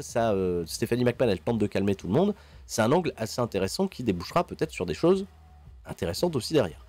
Chris Benoit, apparemment, gère très très bien au micro. Alors là, il était en mode improvisation et ça s'est très très bien passé pour lui. Jericho également. Et Roddy Piper qui manage, bien entendu, Bret Hart était également impliqué. Bref, c'est un bon segment qui d'ailleurs fait améliorer, puisqu'on va parler, bien entendu, Christian Cage va parler de son combat à venir contre Sensei Scorpio, Cecil Gilbert. Ça me permet un petit peu d'évoluer sur la storyline des championnats trio. Pas mal, bon move. Lord Lemmy Lévesque contre Matt Hardy me fait un solide 82. Alors attention, Triple H, enfin Triple L désormais, c'est pas encore le top, c'est 73, ça reste correct, mais vous inquiétez pas, je pense que c'est des notes qui vont grimper avec le temps. Et bien il va battre Matt Hardy dans ce combat avec un Ace Crusher suite à une intervention de Al Snow. Monsieur Snow est intervenu, de ce fait combat triple menace, qui fait peut-être les affaires de Al Snow, parce qu'il se dit, voilà, avec 2 adversaires, je multiplie un petit peu mes tombées, il peut également perdre son titre sans prendre de tombées, ce qui est assez intéressant, et la storyline avance, perd un peu de 8 cela dit. C'est un peu dommage, 82, je me serais peut-être attendu à une meilleure note, même si, bon, je dois composer avec le fait que, voilà, Triple L, comme je vous l'ai dit, comme je vous ai prévenu, il n'a pas une overness débordante comme les autres, et non pas d'ailleurs l'overness de Matt Hardy qui reste très très forte, et qui n'est pas véritablement content de perdre le match, sachez-le, donc je vais devoir peut-être dealer avec des problèmes, voilà, peut-être de déception de Matt Hardy pour avoir perdu ce combat. Gros segment micro, évidemment, avec Monsieur Cactus Jack au micro de Jenna. Dernier mot avant d'affronter Raven à Anarchy Rules, le championnat de la ECW en jeu. Et Cactus Jack nous informe que le feu pourrait être une option pour remporter le combat. Attention, Cactus Jack, le pyromane, c'est peut-être le retour. 96, très très gros segment. On est parti avec le main event. Et oui, j'ai gardé le dernier match du championnat trio, enfin du tournoi trio pour le main event. 3 contre 3. Cara Incorporated, Perry Saturn, Cecil Gilbert et Sensei Scorpio vont perdre contre Christian Cage et Warcraft 2000 suite à une intervention de nul autre que Bret Hart, qui est venu se mouiller pour donner un avantage à Christian Cage et Warcraft 2000, qui de ce fait se qualifient et qui iront en finale affronter Rob Van Dam, Rey Mysterio et Super Crazy. Ça risque d'être un beau match sur le papier. Ça me fait qu'un 82, donc c'est un peu décevant parce que Perry Saturn, vous le savez, est blessé. Pour un match en plus de ça que j'ai gardé, tu vois, en main event, je me suis dit allez, on va mettre tous les cheveux dehors, on va peut-être avoir un petit truc sympa qui va peut-être se rapprocher des 90. On fait 82, ça reste quand même correct. C'est pas non plus ce qui va clôturer le show, il va y avoir un segment derrière. Mais victoire de Christian Cage, joueur 4 to Dazn, peut-être en route vers imagine, Steve Corino, Danny Inferno en route vers leur premier titre. On sait pas, on le découvrira. Et dernier segment pour terminer. Merci. Ah mince, Cecil Gilbert s'est blessé pendant le combat. Apparemment il s'est retourné un doigt. Pas cool. Dernier segment pour clôturer le show. Alors évidemment ça fait un sang. Vous vous doutez. C'est la storyline très très chaude du moment. Brian Pillman, Sexy Hard Castle. Le match de la dernière chance pour Brian Pillman qui a annoncé que s'il battait pas Sexy Hard Castle, il remettrait totalement sa carrière en question. Sexy Hard Castle, Brian Pillman. Un segment où les deux hommes se sont confrontés au micro et ont terminé en se serrant la main. Ah oui, eh oui monsieur, eh oui madame, on termine le segment, on se serre la main, qu'est-ce qui se passe? On a quand même des mots très très durs l'un envers l'autre, parce qu'ils sont la bête noire l'un de l'autre, et si on ne fait pas cette confrontation-là pour terminer, on ne sait pas où on avancera. C'est voilà, deux des plus grosses superstars de cette année 1999 qu'on est buildé, qu'on est monté. Donc c'est Xrd Castle, Brian Pillman. Est-ce que le chapitre final, c'est pour Anarchy Rules? En tout cas, c'est un des matchs les plus attendus entre le vainqueur du X-Race Tournament, le vainqueur du X-Race Tournament de l'année précédente, et deux hommes en tout cas qui ont des choses à régler. Mais est-ce que c'est la route de rédemption? Est-ce que c'est l'axe de rédemption de Xrd Castle? On ne sait pas. On se pose la question. Est-ce qu'il y a des trucs louches? Bref. 100, un bon gros 100 pour terminer, et ça me va très bien. 85, globalement. Ouais, on va dire que le dernier match fait pas la note attendue, en réalité. Hein, tu vois, il y a un match du pré-show. Finalement, c'est un match du pré-show qui fait la meilleure note du show. On a un petit peu plus utilisé, voilà, la mid-card, grosso modo. On a un petit peu mis plus les talons de côté, les gros talons de côté. On les a laissés sur des gros segments, ça me va aussi très bien. On a gagné de la popularité dans 21 régions. Extreme Zone, qui va-t-il faire ses 28? Bah, je sais pas. Alors qu'on a le beau profil de Michael Cole qui s'affiche face à nous. On est ravis. Attention, les mails. Christian Cage, selon l'opinion de Christian Cage, Cyberetico ne connecte pas avec les fans. Le rating, 28.03, on fait quand même plus de 28, ça c'est très bien. Sensel Gilbert qui se blesse, c'est peut-être pas la bonne information, la bonne nouvelle, il se blesse pour une durée de... Alors il peut toujours catcher, il a 5 jours. Oh, 5 jours, ça va. 5 jours, ça va. Mais, peut-être s'en priver de ce fait pour le pay-per-view. Shannon Moore de retour dans un jour, mais... On va faire un Shelem Chavo Guerrero pour le championnat junior. Je pense que ça peut être une bonne option. Steve Austin, vous le savez, toujours blessé. Steve Blackman qui devrait bientôt faire son retour, mais hein, on n'a toujours pas entamé le Steve Blackman Project. Hein. Je sais que certains vont le réclamer très fort. N'hésitez pas, si vous réclamez un Steve Blackman Project, on va voir ce qu'on peut faire, même s'il est quand même vachement limité. Très bien, des incidents locker room avant le... Oh, incident concernant Xrd Castle. Peut-être pas une bonne nouvelle. Non, Xrd Castle divertit le locker room. Il a organisé un tournoi de poker. Tout va bien. Par contre, incident entre Bubba Ray Dudley et Lance Storm, ça m'inquiète un peu plus. Mais non, fun atmosphère. Attention, Bubba Ray Dudley, il a fait une blague un peu classique sur Lance Storm et tout le monde s'est marré. Voilà, hein, on met une bonne ambiance en riant au détriment de quelqu'un. Mais Lance Storm est bon joueur. Donc tout va bien. Et à côté de ça, il y a Terry Funk qui dispense tous ces beaux conseils. Il faut savoir également un truc, je l'ai gardé en off, mais il y a eu une altercation les semaines précédentes, je crois que c'était la semaine dernière, entre Stephanie McMahon et Woman, qui se sont battus backstage. J'ai mis une amende, ça a calmé tout le monde, ils ont amélioré leur comportement, mais c'est la deuxième fois hein, que Stephanie McMahon, elle se prend la tête avec une nana du roster. Stéphanie, attention, hein, on va pas faire les cons, voilà, vous le voyez. Stephanie Woman, Rental Incident. Voilà. Il y a eu un problème de location de bagnole, etc. Bref, et puis c'est parti en bagarre. Qu'est-ce que vous voulez que je vous dise? Alors attention, des informations très importantes, puisque j'ai des gens qui sont en prêt du côté de WWF, il faut le savoir. Bam Bam Bigolo, Juventud Guerrera, Psychosis et Steve Blackman ne sont pas sur le show cette semaine. Sur le show sur Anarchy Rules. Alors quelque part ça m'arrange, parce que j'ai pas de plan particulier pour Bam Bam Bigolo, et Juventud et Psychosis, il n'y a pas de plan particulier pour eux non plus. Donc quelque part, vous pouvez la prendre un petit peu off. Steve Blackman, lui, catch blessé également du côté de WWF. Donc là-dessus, pas de souci. Voilà, je mets mes broadcasters à jour et on est parti pour rêver tous ensemble à ce fameux Anarchy Rules. Est-ce que vous êtes prêts? Dites-nous si vous êtes prêts. On aura encore une semaine de booking à se faire derrière. Ça risque d'être particulièrement dément. Ah, tout de suite, c'est parti pour la partie compliquée hein, du booking. Allez, c'est parti, Anarchy Rules. Ouh là là, cette carte. Ouh, cette carte. Ouh là là. Moi-même, je suis pas prêt. J'ai pris mon pouls là, avant, après, ça a bien augmenté. On a commencé dans le pré-show avec un match par équipe un peu osef, mais qui me fait un 72 quand même sur le papier, ce qui est plutôt plaisant. Dans le pré-show, il y a eu un match qui a eu une descente, du descent catch, une descente réaction de la part du public. Sidelico Junior et Cybernetico vont battre Jerry Lynn et Norman Smiley. Eh ben oui, voilà, victoire de Sidelico, Delico, j'arrive jamais à le dire, hein, c'est incroyable. On va l'appeler. À chaque fois, je dis Sideco. Bref, je vais le renommer. Ça a pu aller. Ben non. Je vais masquer 1 et masquer 2. Hein, voilà, le cliché. Ils ont battu Norman Smiley. Je crois que c'est leur première victoire. Truc de ouf. 72, ce qui reste, cela dit, assez correct. Jerry Norman Smiley, peut-être moyen d'en faire une équipe aussi, comme ça. Les babyface qui mangent pas de pain et qui seront peut-être ad vitam aeternam dans le bas de carte.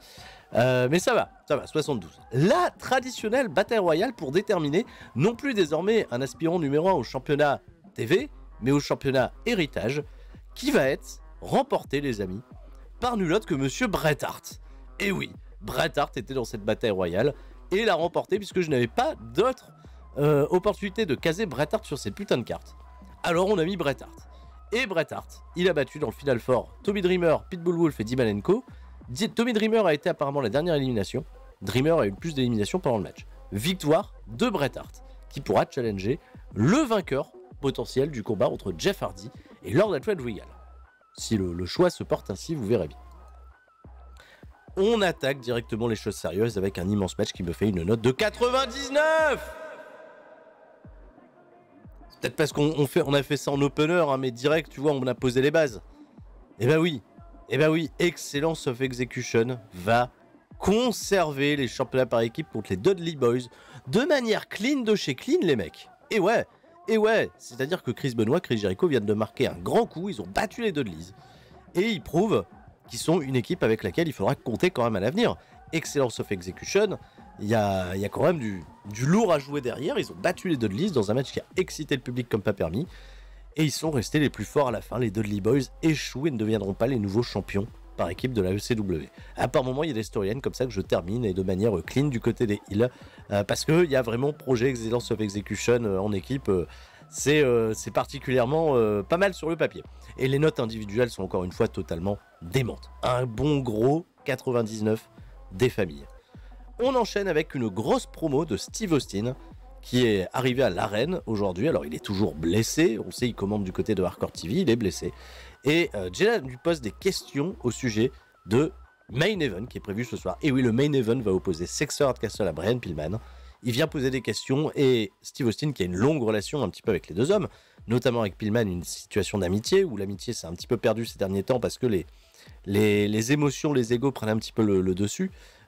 Steve Austin donne un conseil à Brian Pillman, il fait qu'il ne devrait pas faire confiance à Sexter Hardcastle. Il a vu ce qui s'est passé dans le dernier segment, que les mecs ont une animosité terrible, une grosse rivalité, ce qui est dit, voilà, c'est un truc positif, tu vois, pour le catch, ça va donner des beaux affrontements, mais cela dit, Sexter Hardcastle, on n'a jamais pu lui faire réellement confiance, il a toujours un truc derrière la tête, donc il n'y croit pas, et il dit à Pillman de rester focus ce soir, de gagner le match, et de ne pas laisser ses émotions s'emparer de lui. C'est le conseil de Steve Austin, voilà, qui a dit qu'il sera présent ce soir pour commenter le combat, et observer ça d'un peu plus près. La finale du tournoi trio qui oppose Excellence of Execution, Christian Cage, Steve Corino et Danny Inferno contre Rob Van Dam et Tyler Immortal, eh bien c'est une victoire des Heels, qui sont les nouveaux champions trio de la ECW, les nouveaux et les premiers. D'ailleurs, ils vont battre Rob Van Dam et Tyler Immortal suite à une intervention loupée de Sensei Scorpio et de Sensei Gilbert qui ont essayé de se venger suite à la dernière fois. Et bien, malheureusement, cette intervention va faire des dégâts puisque, encore une fois, il va y avoir un peu de rififi entre les gens de Kara Incorporated et les gens de la ICW Generation. De ce fait, Christian Cage, Steve Corino et Danny Inferno deviennent champions dans un bon match qui me fait une note de 88. Il n'y avait pas de consigne particulière sur le combat. On termine de ce fait les storylines des blocs ici. Et c'était plutôt pas mal, voilà, on finit avec un bon 88, un bon filler, on enchaîne bien. Et c'est les premiers titres d'ailleurs pour Steve Corino et Danny Inferno. Voilà, les championnats trio sont officiellement lancés. Chavo Guerrero contre Shane Helms, c'est une excellente surprise les amis, puisque ça me fait une note de 84. C'est vrai que j'ai souvent utilisé le championnat junior comme un peu le peace break entre les deux gros main events, tu vois, je mets ça souvent en semi-main event pour calmer un petit peu la foule. Là, je me suis dit, on va quand même leur donner une chance. Chavo Guerrero, Shane Helms, c'est une affiche un peu fraîche. Bah, ça m'a fait un très bon 84. Je suis agréablement surpris. Victoire de Chavo Guerrero, qui conserve son championnat de la ECW. Et ça me permet également de faire un petit peu avancer les intrigues autour de tout ce beau monde. On verra où le vent nous portera. Un bon 84, en tout cas, qui est plutôt encourageant quand tu vois que les notes individuelles sont de 77 et de 67. C'est plutôt cool. Hein, on reste dans cette espèce de bonne vibe. Et j'ai oublié de le préciser, on n'est pas dans la Tri-State, on est Mid-Atlantic pour ce show, devant 38 704 personnes au VA Charlottesville Stadium. Ça, c'est bien. C'est très très bien. Poursuivons avec Ted DiBiase en promo avec Lord Alfred Regal et Lord Lemmy Lévesque.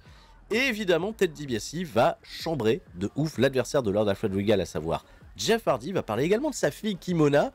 Et il va dire que Kimona, au lieu de prendre la défense de Jeff Hardy et de le glorifier un petit peu dans son statut d'underdog dans le truc, elle ferait mieux de s'occuper de son avenir. Et son avenir, en fait, papa s'occupe d'elle, puisqu'il est tout tracé. Il propose à sa fille d'épouser Lord Alfred Dugal ou Lord Lemmy Lévesque. Voilà, alors ce serait quand même beaucoup mieux pour elle, parce qu'il a trouvé les athlètes parfaits. Et on est parti pour le combat championnat héritage. Lord Alfred Dugal contre Jeff Hardy me fait une incroyable note de 96. Et oui, un très très bon 96, match décrit comme exceptionnel, vous ne rêvez pas. Jeff Hardy va battre Lord Alfred Wigal suite à l'intervention de Kimona DiBiase qui a outrepassé son rôle de figure d'autorité pour venir en aide à Jeff Hardy pour répondre un petit peu aux provocations du papa. Et Jeff Hardy est le nouveau champion héritage. Ça va pas du tout plaire à la team Regal, bien évidemment on poursuivra ça en weekly. Et là où je suis agréablement surpris de la note de ce combat qui me fait un 96, c'est qu'au niveau des booking details, le match étant, si je dis pas de bêtises, non, là ça va pas être là-dessus, ça va être dans les rods à John Knott. C'est un match storytelling, hein. Donc c'est à dire que les mecs sont un peu avec le frein à main, parce que je ne voulais pas terminer la storyline là. Donc Jeff Hardy enfin qui accroche, alors le public bien entendu dément, etc. La victoire de Jeff Hardy, c'est un truc de fou ce qui s'est passé avec Kimona, voilà. Est-ce qu'il n'y a pas quelque chose entre Kimona et Jeff Hardy qui est en train de se tramer également de leur côté? Attention, ça peut être intéressant. Il y aura bien entendu de la revanche, hein. Lord Alfred Wigal, champion héritage, qui perd le titre, et Jeff Hardy qui gagne son premier titre majeur du côté de la ECW. Il fallait qu'il y ait ce payoff à un moment donné. Il fallait qu'on ait le payoff. Jeff Hardy, qui a été exceptionnel pendant tout le X-Race Tournament, est récompensé du championnat héritage. Pour combien de temps? On le découvrira. 96, excellente note. Gros angle derrière, énorme angle, avec Bret Hart qui a gagné la bataille royale. Et autour de lui, toute l'excellence of execution, qui a même rejoint d'ailleurs Monsieur Danny Inferno. Let's go, hein, voilà. Il n'est pas dans le segment là, mais on a dit vas-y tu viens avec nous. C'est bon, il est admis. On a un ultimatum, un message à passer à Monsieur Paul Heyman. Hein, voilà, Bret Hart, il en a rien à foutre du titre héritage. Il veut outrepasser les règles, il y a de l'or partout, etc. Il est, selon lui, toujours le vrai champion de la ECW. Il veut un match contre le vainqueur de Raven Cactus Jack. Voilà, point barre. Ultimatum à Paul Heyman, réponse mercredi à Hardcore TV. Et il en a marre, Bret Hart, il en a marre. Hein, il a dit, voilà, il y a des ceintures partout ici, rien qui va, on est en train de changer le game à la ECW, que ça soit avec ou sans moi, et la preuve, c'est qu'il y a un vrai esprit de communion, hein, au sein de l'Excellence of Execution. Regardez-moi tous ces talents, regardez-moi tout ça. À un moment, stop, il faut avancer, on est les meilleurs et on va le prouver. Gros rating, 100 évidemment, ça a plu à tout le monde. Steve Corino un petit peu en dessous des autres, évidemment, parce que là on est avec Christian Cage, Benoît, Jericho, là c'est des masterclass. C'est des masterclass à fond la caisse. Gros segment, un gros 100. Derrière, Cactus Jack contre Raven me fait une incroyable note de 99. Je pensais qu'on allait peut-être toucher le 100, on va pas le faire, mais c'est quand même le deuxième 99 de la soirée, dans un match qui a eu du sensationnel catch, une fantastique hit. Raven va battre Cactus Jack, il n'y aura pas de miracle dans ce match hardcore en 19 minutes 47, quand Raven va tellement buter Cactus Jack, comme il l'avait fait pour Terry Funk, il va tellement le buter, que l'arbitre va être dans l'obligation de stopper le match. Cactus a d'ailleurs pris un crazy bump, hein, pendant le match. Il a pris un bump de taré, donc il faut l'imaginer avoir sauté depuis, je sais pas moi, le Titantron à travers des tables, etc. Que tout est parti en feu, etc. Parce qu'il avait mis du feu, voilà. Pendant le combat, Terry Funk est revenu. Alors Terry Funk blessé, hein, depuis la dernière attaque contre Raven. Terry Funk a tenté de venir prêter main forte à Cactus Jack. Et Tommy Dreamer, Stevie Richards et Billy Kidman ont également fait pencher la balance en faveur de Raven. Évidemment, il y a eu des interventions, c'était pas forcément très propre, mais Raven réussit sa deuxième défense du titre et pourra se diriger vers de nouveaux horizons. Un gros match, évidemment, il faut souffler. Après ça, on a le championnat télé pour souffler. Et ben on souffle avec Al Snow dans ce combat triple menace qui va battre Matt Hardy et Lord Lemmy Lévesque. Hein, voilà, il n'y aura pas de grande surprise. Victoire d'Al Snow qui fait là sa 7e défense consécutive du championnat télé, donc c'est quand même un champion important. Al Snow, donc on a un peu calmé le public évidemment, parce que derrière il va falloir garder de l'énergie et de l'émotion, hein, pour le gros combat entre Sexter Castle et Brian Pillman. Note de 81, on est pas mal, ça reste quand même très correct pour ce combat que je mets toujours avant le main event pour souffler un peu. On a des belles perfs, et Lord Lemmy Lévesque qui fait un 74, Battardi un gros 84. Attention, tout ça n'est pas terminé, hein, autour du championnat télé, ça peut se prolonger à l'avenir. Le main event, c'était important. C'est important, ça peut être un match qui peut aller me claquer la note du siècle. Évidemment que j'ai tout caché, évidemment qu'on va garder ça de côté. Est-ce que on va enfin faire en septembre ce fameux match à 100 ? On se pose la question, le 100, on l'a toujours pas eu le 100 cette année en 99. On l'a fait à la toute fin de l'année 98. Mais est-ce qu'on va le faire en 99 ? Est-ce que Sex Hard Castle, Brian Pillman, c'est le moment d'aller mettre un match à 100 ? Eh bien, on est parti dans un match qui a eu du sensationnel catch, une fantastique hit. Brian Pillman va battre Sexton Hardcastle. Oui. Comment ? Figurez-vous que pendant le combat, oui, Steve Austin a distrait Hardcastle, ce qui n'a pas forcément plu à Pillman. C'est-à-dire qu'il y a eu beaucoup d'échanges, beaucoup de trucs, etc. Et Pillman ne voulait pas prendre cet avantage sur Sexton Hardcastle. À cause de ça, il a voulu garder le match le plus clean possible et le plus dans les règles, ce qui n'a pas forcément plu à Steve Austin, parce qu'il n'aime pas voir Brian Pillman, qui avait une rancœur pas possible envers Sexton Hardcastle, commencer à le respecter de plus en plus. La très mauvaise nouvelle sur ce combat, alors qu'on voit des in-ring performances de 95 et de 95, c'est que Sexton Hardcastle s'est blessé. Retracted Index Finger, donc ça devrait pas une blessure qui va l'écarter trop longtemps, parce qu'on l'a vu pour Cecil Gilbert, c'était à peine 5 jours, donc ça devrait, je pense, être plutôt cool. Attention, il galère un petit peu vers la fin, Sexton Hardcastle, c'est vrai que c'est un match 20 minutes que j'ai booké en story, pas en storytelling, mais en spectacle, là, il me semble. Ouais, j'ai fait un spectacle pour avoir un match quand même un petit peu fort en émotion. Eh bien, ça me fait malheureusement qu'une note de 91. Un peu déçu sur la note globale. Mais il va surtout y avoir un aftermatch où Steve Austin va venir confronter, bien entendu, Brian Pillman après sa victoire. Il va vouloir lui lever le bras. Brian Pillman n'est pas content parce que Steve Austin a tenté d'interférer dans le truc. Il dit qu'il en a marre, que Austin se mêle trop de ses affaires, que leur relation devient de plus en plus toxique. Austin comprend pas que Pillman fasse des courbettes à Sexton Hardcastle vu toute la merde qu'il a fait par le passé. Et limite, Pillman est en train de relever Sexton Hardcastle. Il est en train de l'aider. Limite, tu vois, c'est le turn de Sexton Hardcastle qui s'acte. Et Steve Austin ne comprend pas. Qu'est-ce qu'il fait, Steve Austin ?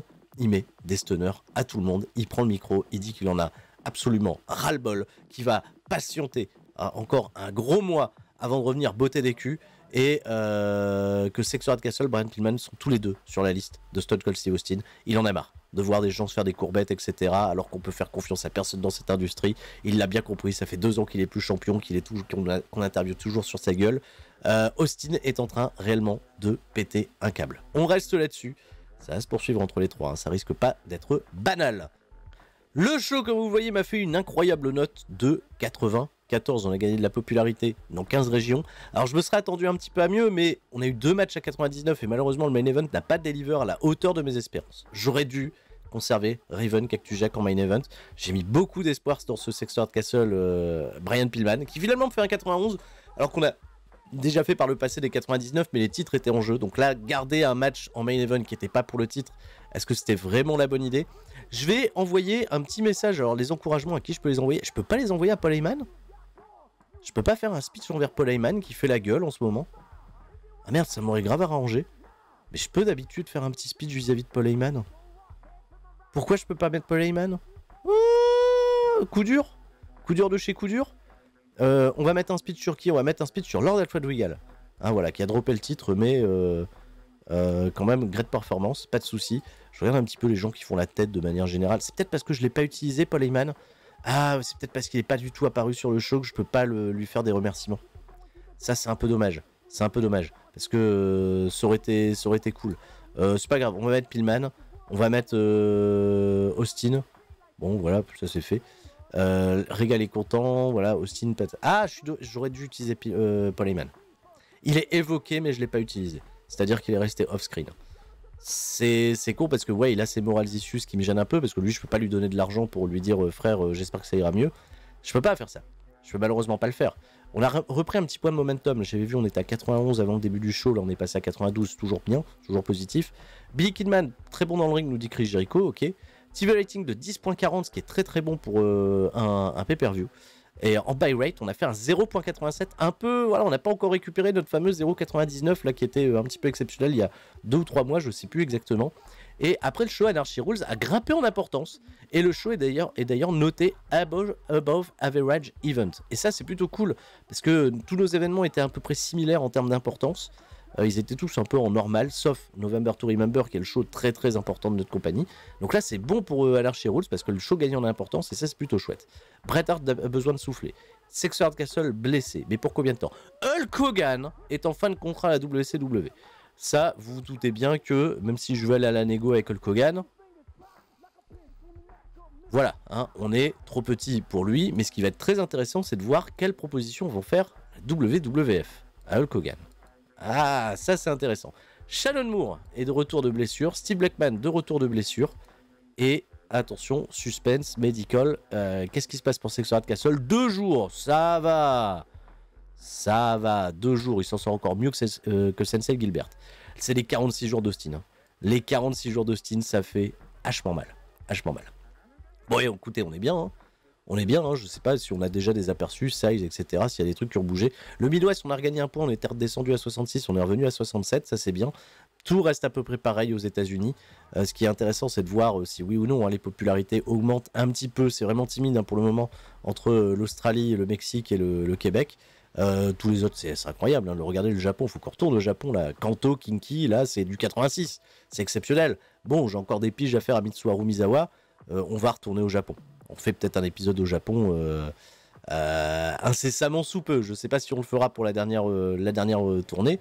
Minor's Issues, tiens, Minor Morals Issues également pour aller Ray. J'aurais dû peut-être m'en occuper. Manami Toyota aussi, elle a des Morals Issues. J'aurais dû dire à Manami Toyota, qui était dans la bataille royale d'ailleurs. Meuf, t'assures, t'es la meilleure. Tiens, j'ai vu également que In Your House était ici. Voilà, il y avait In Your House où l'Undertaker a conservé son championnat du monde contre Razor Ramon dans le main event, une très bonne note de 95. Est-ce qu'il y a des catcheurs à nous qui ont un petit peu bossé là? Il faut que je regarde un petit peu. Eddie Guerrero, il a perdu contre Sami the Silk. Ok. Ahmed Johnson a battu Psychosis dans un match qui a fait une note de 68. Au moins Psychosis était impliqué. Incroyable. Billy Kidman a conservé le championnat intercontinental. Billy Gunn contre Aldo Montoya. Il y a eu un Marty Jannetty contre Wolfie D. Incroyable. Et c'est tout en fait. Hein. Les autres, des mecs de chez nous là, Bam Bam Bigolo, pas utilisé. C'est dommage. Vous prenez Bam Bam Bigolo, moi je peux pas utiliser, vous en foutez rien. Bah bravo.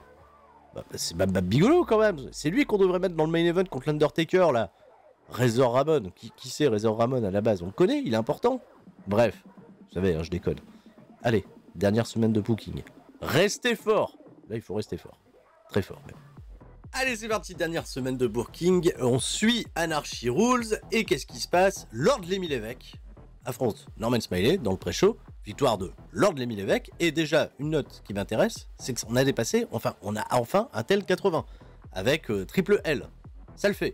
Hein, qui a battu, oui, facilement, vous vous doutez bien. Norman Smiley. 11 minutes de match. Très bien. Descend, pré-show, tout va bien. Enchaînons, comme il le faut, avec Bam Bam Bigolo contre Stevie Richards. C'est correct, ça me fait une note de 78. La performance individuelle de Bam Bam Bigolo est très plaisante, hein, évidemment, un bon 89. On essaiera de réutiliser Bam Bam Bigolo correctement dans les semaines à venir, parce que là, bon, on l'a un petit peu occupé pendant tout le mois avec la compétition trio. La compétition trio ne sera pas éternelle, hein, évidemment. Évidemment, un Bam Bam Bigolo, faut pas trop s'en priver, il fait quand même des bonnes stats. Et enfin, toujours dans le pré-show, on a un gros 4 contre 4, avec les Dudley Boys qui font équipe avec les Joshi Legends, et qui, ensemble, vont battre le Murder Bulls Gang quand Bubba Dudley battra Tomoaki Honma après une powerbomb. Honma était le weak link, hein, parce qu'il fait une note de 51. Même Brian Lee fait un bon 70 d'ailleurs. Ça, c'est plutôt bien. Manami Toyota 64 et Megumi Kudo 69. Ça va, c'est pas trop mal. Bubba Dudley, il avait un peu de mal sur la fin. Le match a duré 15 minutes pourtant. Pas la meilleure des endurances pour Bubba Dudley. La carte principale, et là on va commencer avec un angle déjà pas banal, qui me fait qu'un 89, je me serais attendu un petit peu à mieux, mais ça va être important ce qui va se passer pendant cet angle. Puisque, je vous rappelle qu'à Anarchy Rules, Bret Hart, qui a remporté la bataille royale qui lui donne une opportunité d'aller affronter le champion héritage, Jeff Hardy, a réclamé, a donné un ultimatum à Paul Heyman. Il veut pas du championnat héritage, il veut affronter le champion du monde pour prouver qu'il n'y a qu'une seule et une seule ceinture, celle non pas de la Extreme Championship Wrestling, mais de l'Excellence Championship Wrestling, cette ceinture factice qui s'est fabriquée pour lui parce qu'il estime ne jamais avoir perdu ce titre correctement. Il est venu au ring avec Roddy Piper, Paul Heyman va répondre à ces trucs, mais Paul Heyman va dire à Bret Hart qu'il y a un ordre de priorité, qui comprend tout à la fois son point, et qu'il a une contre-proposition à faire à Bret Hart. Une contre-proposition qui va beaucoup l'intéresser.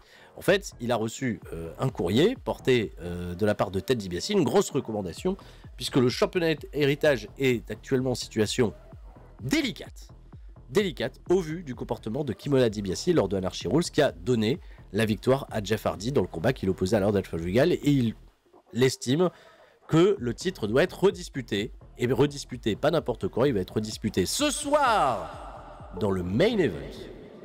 Et oui, t'as vu, il y a même eu un problème d'USB, etc. quand j'ai gueulé le ce soir dans le main event. À quel point il était important celui-là. Et Ted DiBiase justement se pointe ce soir, donc Lord Alfred Regal contre Jeff Hardy, la revanche, match Extreme Seal, voilà, on a mis la cellule, etc. Comme ça, on est bien. Et si Lord Alfred Regal reprend le championnat héritage, Kimola DiBiase sera destitué de son rôle de General Manager de Extreme Zone. Et, en intérimaire, sera nommé Roddy Piper, qui était le second à l'époque de Kimola DiBiase, et qui aura libre choix, comme le dit Paul Heyman, de donner des opportunités de titre à qui il veut sur son show. Et si Bret Hart veut une opportunité pour affronter le champion, il pourra le faire.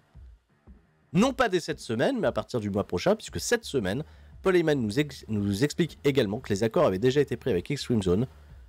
Brian Pillman, qui a battu Sexter Castle, affrontera Raven pour le championnat ECW.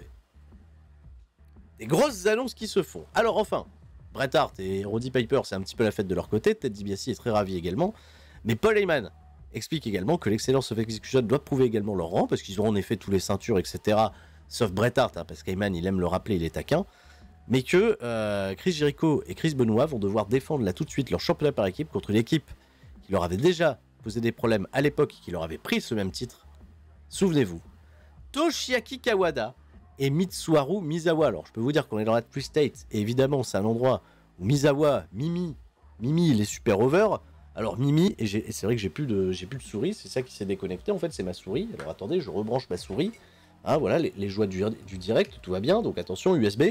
Tout va bien, hein, voilà, je l'avais dit. On est parti, let's go. Misawa et Kawada contre l'Excellence of Execution, qui me fait une bonne note de 85, je me serais attendu à mieux.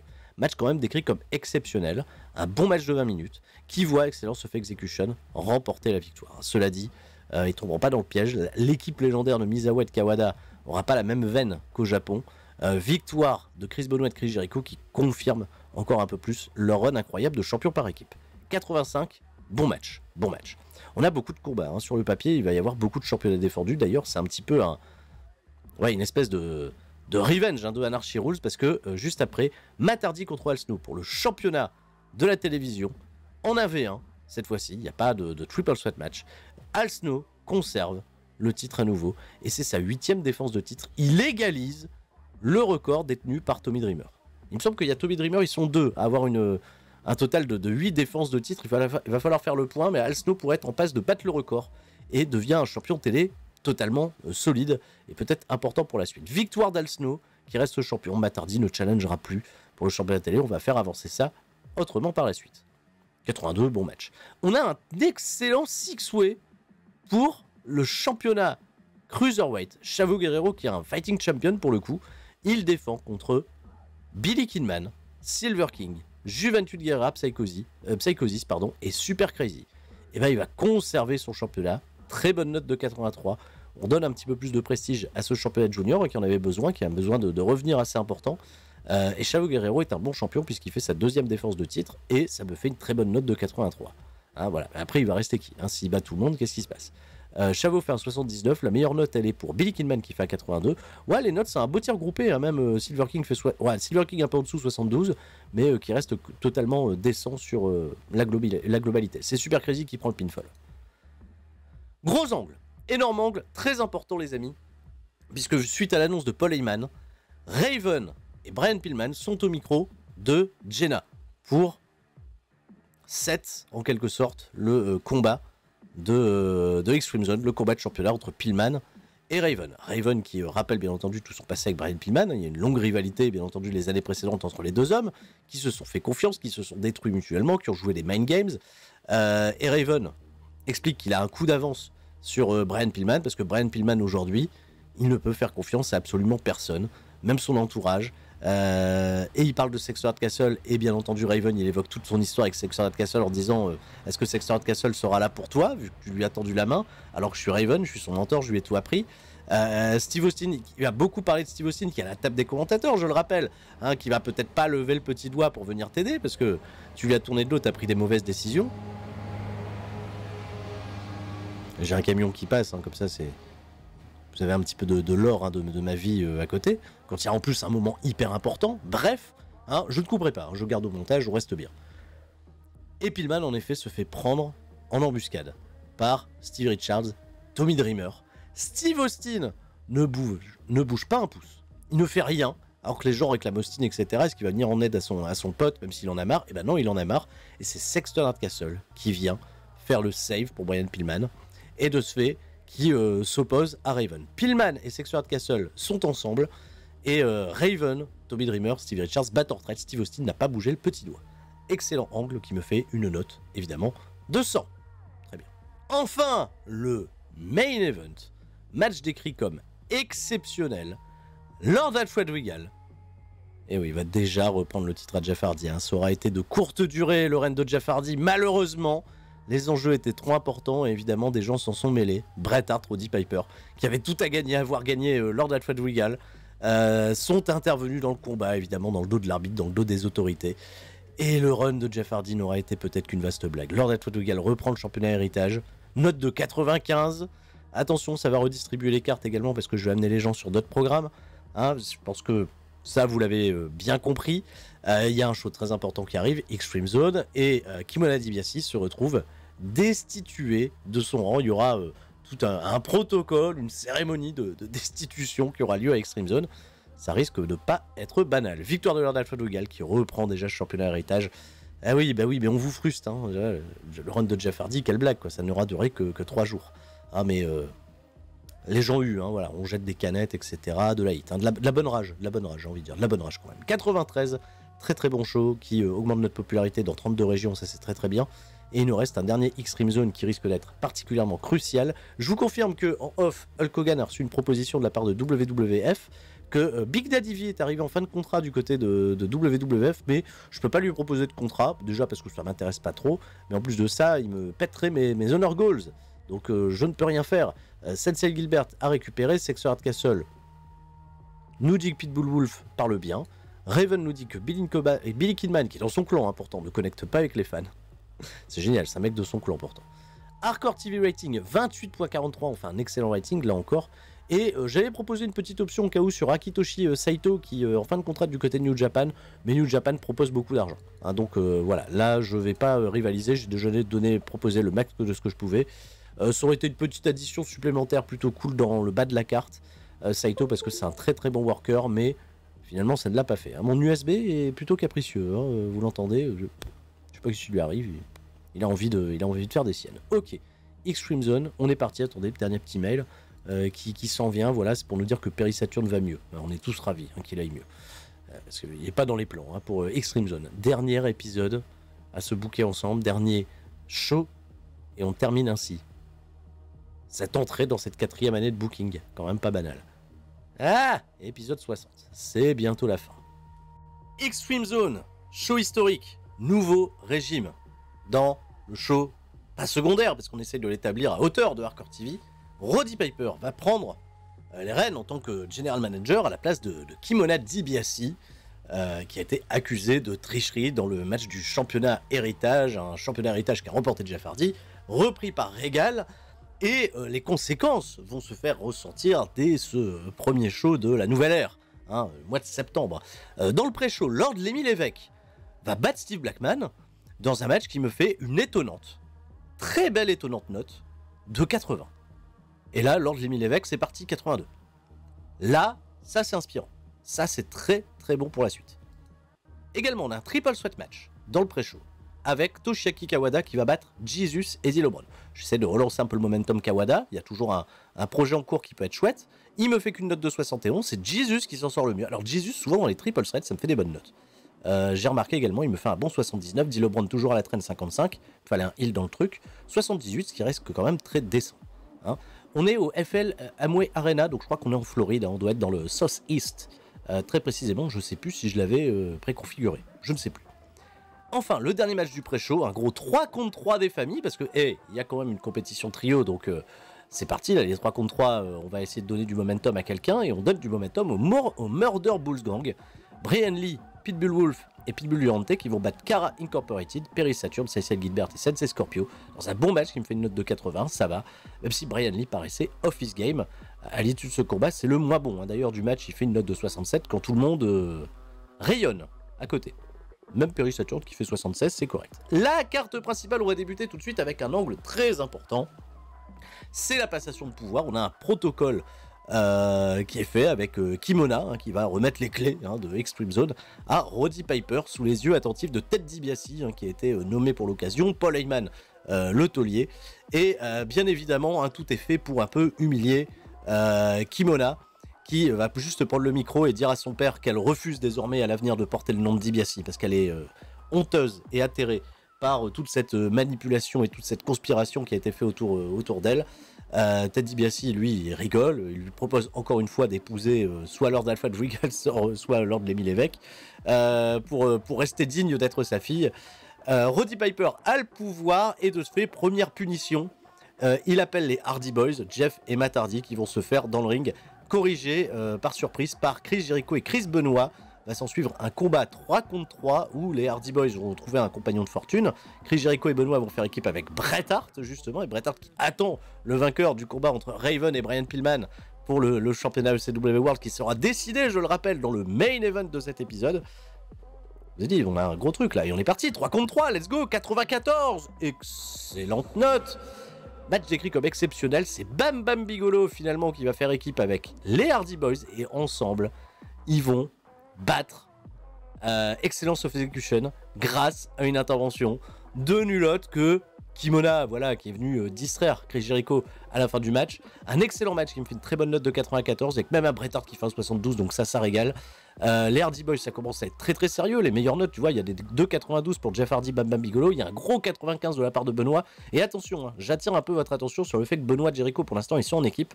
Mais Benoit, il a un gros step-up en termes de popularité. Il fait partie désormais des catcheurs les plus populaires de la compagnie parce que gros heel, très très solide, etc. Alors pour l'instant, c'est division tag parce que ça occupe. Mais attention, c'est intéressant parce que de ce fait, les Hardy Boys, avec cette victoire, peuvent peut-être prétendre à une opportunité au championnat par équipe de Chris Jericho et de Chris Benoit. Bret Hart est dégoûté, Roddy Piper s'arrache les cheveux. Derrière, dans l'aftermatch, Ted DiBiase, qui est désormais à la table des commentateurs, puisqu'il est désormais le 3e commentateur officiel, puisqu'il y a une espèce de connivence, d'alliance entre la bande à Ted DiBiase et la bande à Roddy Piper. Il va envoyer Lord Lévesque et Lord Regal qui vont se faire casser la gueule dans l'aftermatch. Et oui, les Hardy Boys qui s'en sortent avec l'aide de Bam Bam Bigelow qui va cibler d'ailleurs le championnat héritage quand Kimona, à la fin de ce segment, devant les yeux de son père totalement atterré à la table des commentateurs, roule un immense patin à Jeff Hardy. Ils sortent ensemble. Kimona, elle est sortie un petit peu avec toutes les futures stars de la compagnie. On sait, il y a toute cette histoire de romance Kimona qui devient de ce fait officiellement la manager des Hardy Boys, comme vous vous en doutez. Gros angle 96, on a... Je tiens quand même à dire un truc, là, sur les 2-3 derniers mois de booking qu'on a fait, les 2-3 derniers épisodes, le projet des Hardy Boys, il est réussi. C'est un gros succès. C'est un très très gros succès. On a ensuite un combat triple menace, avec quand même 3 catcheurs plutôt techniques dans le ring. Dean Malenko, Kurt Angle et Lance Storm pour déterminer un aspirant numéro 1 au championnat télé de Al Snow. Al Snow qui est à 8 défenses de titre et qui a égalé les records. Parce que là, pour l'instant, ils sont 3 catcheurs à avoir 8 défenses de titre pour ce championnat télé. Les records de Tommy Dreamer, de Rocky Maivia et de Taz. Voilà. Donc les 3 se partagent le record et de ce fait, Dean Malenko sera la 9e défense. Est-ce qu'elle sera réussie ou pas pour Al Snow? Ça sera pour le prochain épisode numéro 61. Petit coup d'os également à la team Twitch, qui grâce à son soutien vous permet d'avoir ces épisodes avec autant de régularité. Bon là il y a eu un petit gap entre le 59 et le 60, mais on est toujours là, on vous accompagne tout l'été, c'est ça qui est beau. Victoire de Malenko qui bat Lance Storm, on protège Kurt Angle évidemment dans la défaite. Lance Storm c'est pas forcément trop grave. On a ensuite un combat par équipe entre Tirera Mortal et Warcraft 2000. Un bon match de catch qui me fait une note de 80, donc je suis agréablement surpris. Les performances individuelles de Super Crazy et de Rey Mysterio sont très très bonnes. À la table des commentateurs, il y avait Christian Cage et de ce fait, bah oui, Tirera Mortal et Rob Van Dam vont peut-être essayer d'avoir une revanche au fameux championnat trio qui vient d'être créé. Donc attention, le règne est peut-être déjà en danger. On discutera bien entendu d'opportunités pour le titre à partir de l'épisode prochain. Gros angle backstage qui me fait une excellente note de 99, puisque Brian Pillman, qui allait se rendre en interview d'avant-match, va être encerclé par Tommy Dreamer, Stevie Richards et Billy Kidman, les membres du clan de Raven, parce que voilà, c'est quand même un truc important. Et Sexy Hard Castle est venu tout de suite prêter main forte, et à 2 contre 3, ils ont laminé tout le monde, et de ce fait, Tommy Dreamer, Stevie Richards et Billy Kidman ne seront pas en état de venir intervenir dans le combat. Et c'est parti, c'est maintenant le main event.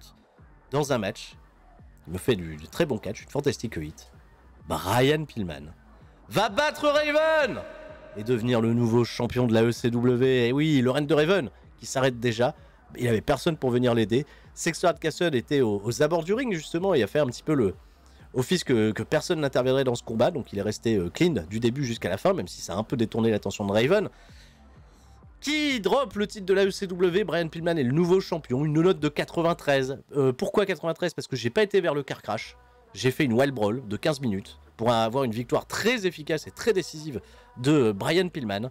Et derrière, il va y avoir tout un angle de célébration où Sexy Hard Castle va féliciter Brian Pillman pour sa victoire. Il lui fait comprendre qu'il a le X-Race Tournament et qu'il sera ravi d'avoir sa revanche.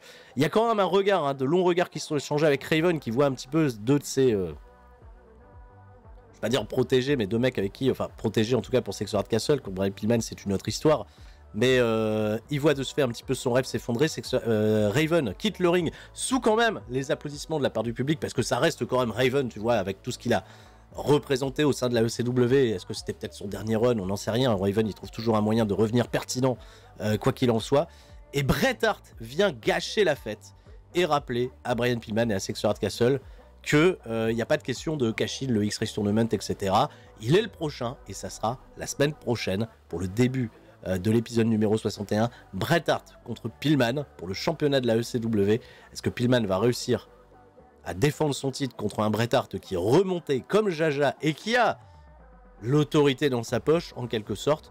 On verra, mais en tout cas Sexy Hard Castle veille au gras. Il y a une nouvelle alliance qui s'est formée. Steve Austin, qui était peut-être attendu sur la fin de ce segment, ne s'en est pas mêlé. Je garde un petit peu mes réserves vis-à-vis de Steve Austin, vous inquiétez pas, ça viendra en temps voulu. On fait une grosse note de 100 pour terminer. Un excellent show, très attendu et très suivi. 94 pour le rating, on gagne de la popularité dans 40 régions.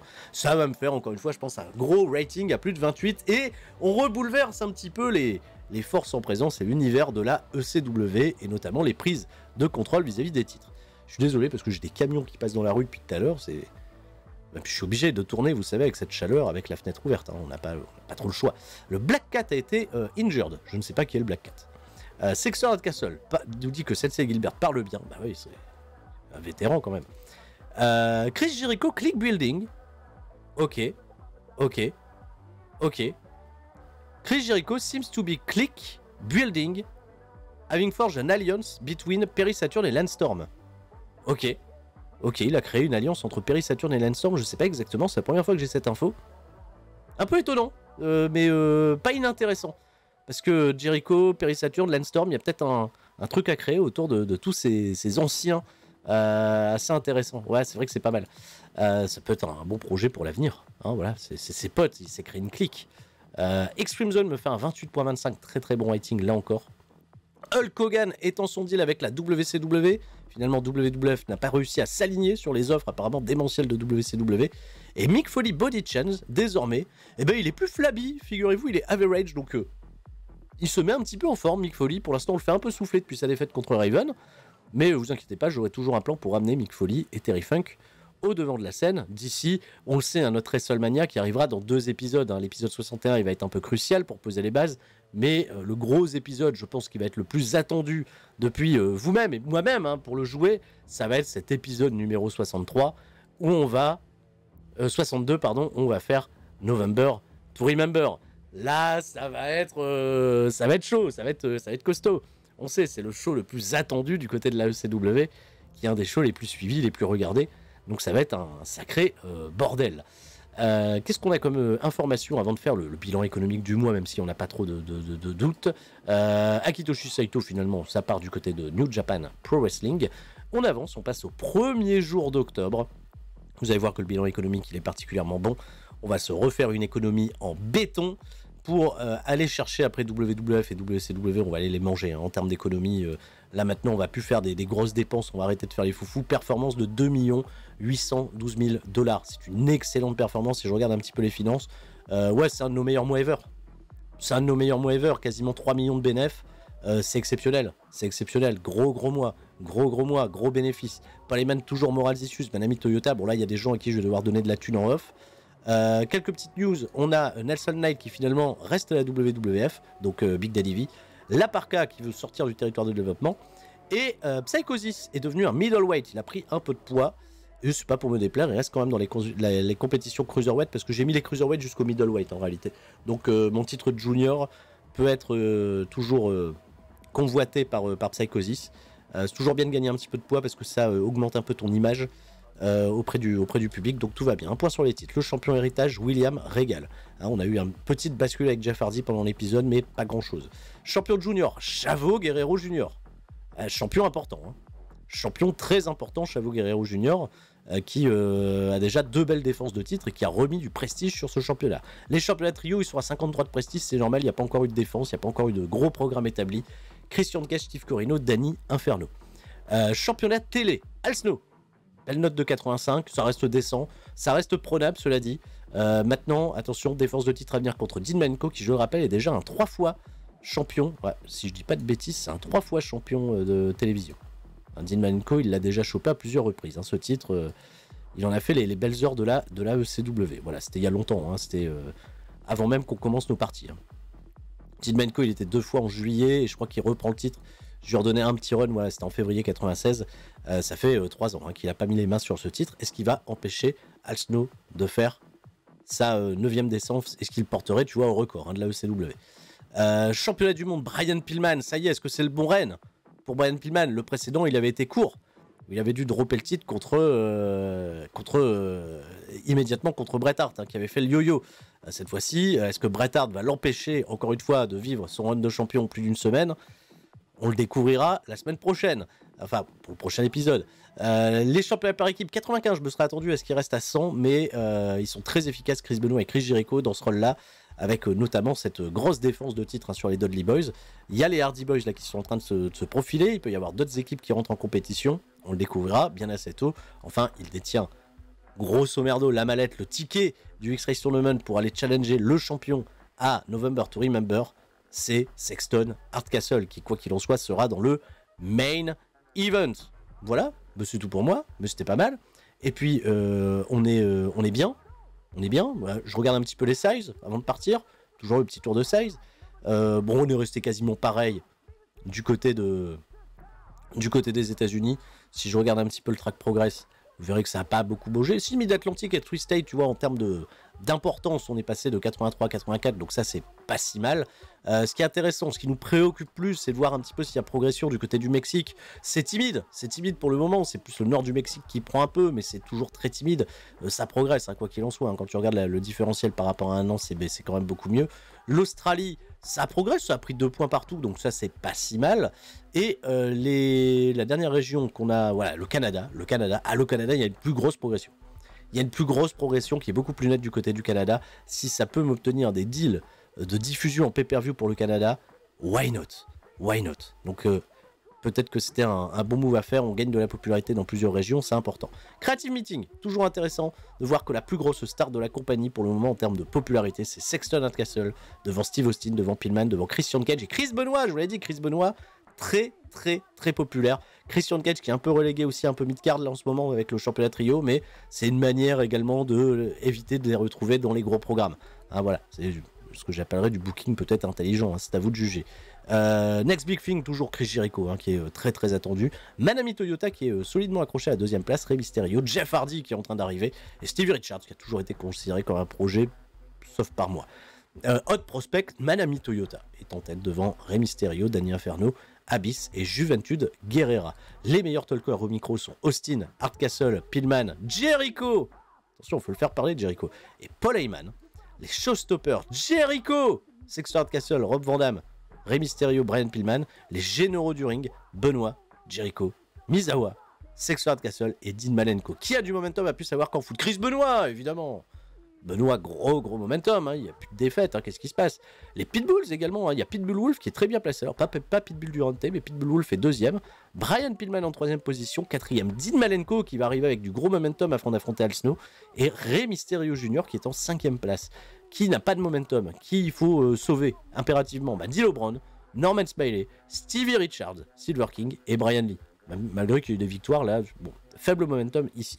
Time Decline, évidemment, il y a toujours Bret Hart, les Hayden James, là où je ne peux pas recruter les gens. AJ Styles, évidemment, est en tête de liste et je ne peux pas le recruter parce qu'il n'a pas les facultés en psychologie suffisantes pour rejoindre la ECW, selon les rapports de Paul Heyman. Écoutez, on termine l'épisode 60. C'était un grand plaisir, en tout cas, de vous narrer ce nouveau mois totalement frappadingue. Je m'en vais faire ça au montage pour que vous ayez l'épisode au plus vite. Évidemment, la série ne s'arrête pas. On ira jusqu'au bout. Je sais qu'on doit patienter là avant de récupérer le niveau national. Parce que on a merdé, on a fait un petit yo-yo sur l'épisode numéro 59. Donc il n'y aura pas de passage au niveau national avant au moins 5 épisodes à peu près. Mais t'inquiète pas, on est paré, on va patienter, on va continuer de faire monter cette ECW, à builder des programmes totalement fous. Et on arrivera tranquillement à cette année 2000, tous ensemble pour voir un nouveau jour. Hein, voilà, ça va être intéressant. Je fais des gros bisous à tous, je vous dis à la prochaine. Et tout le monde reste fort, c'était Sturi, loin des fails. Ciao, bye bye.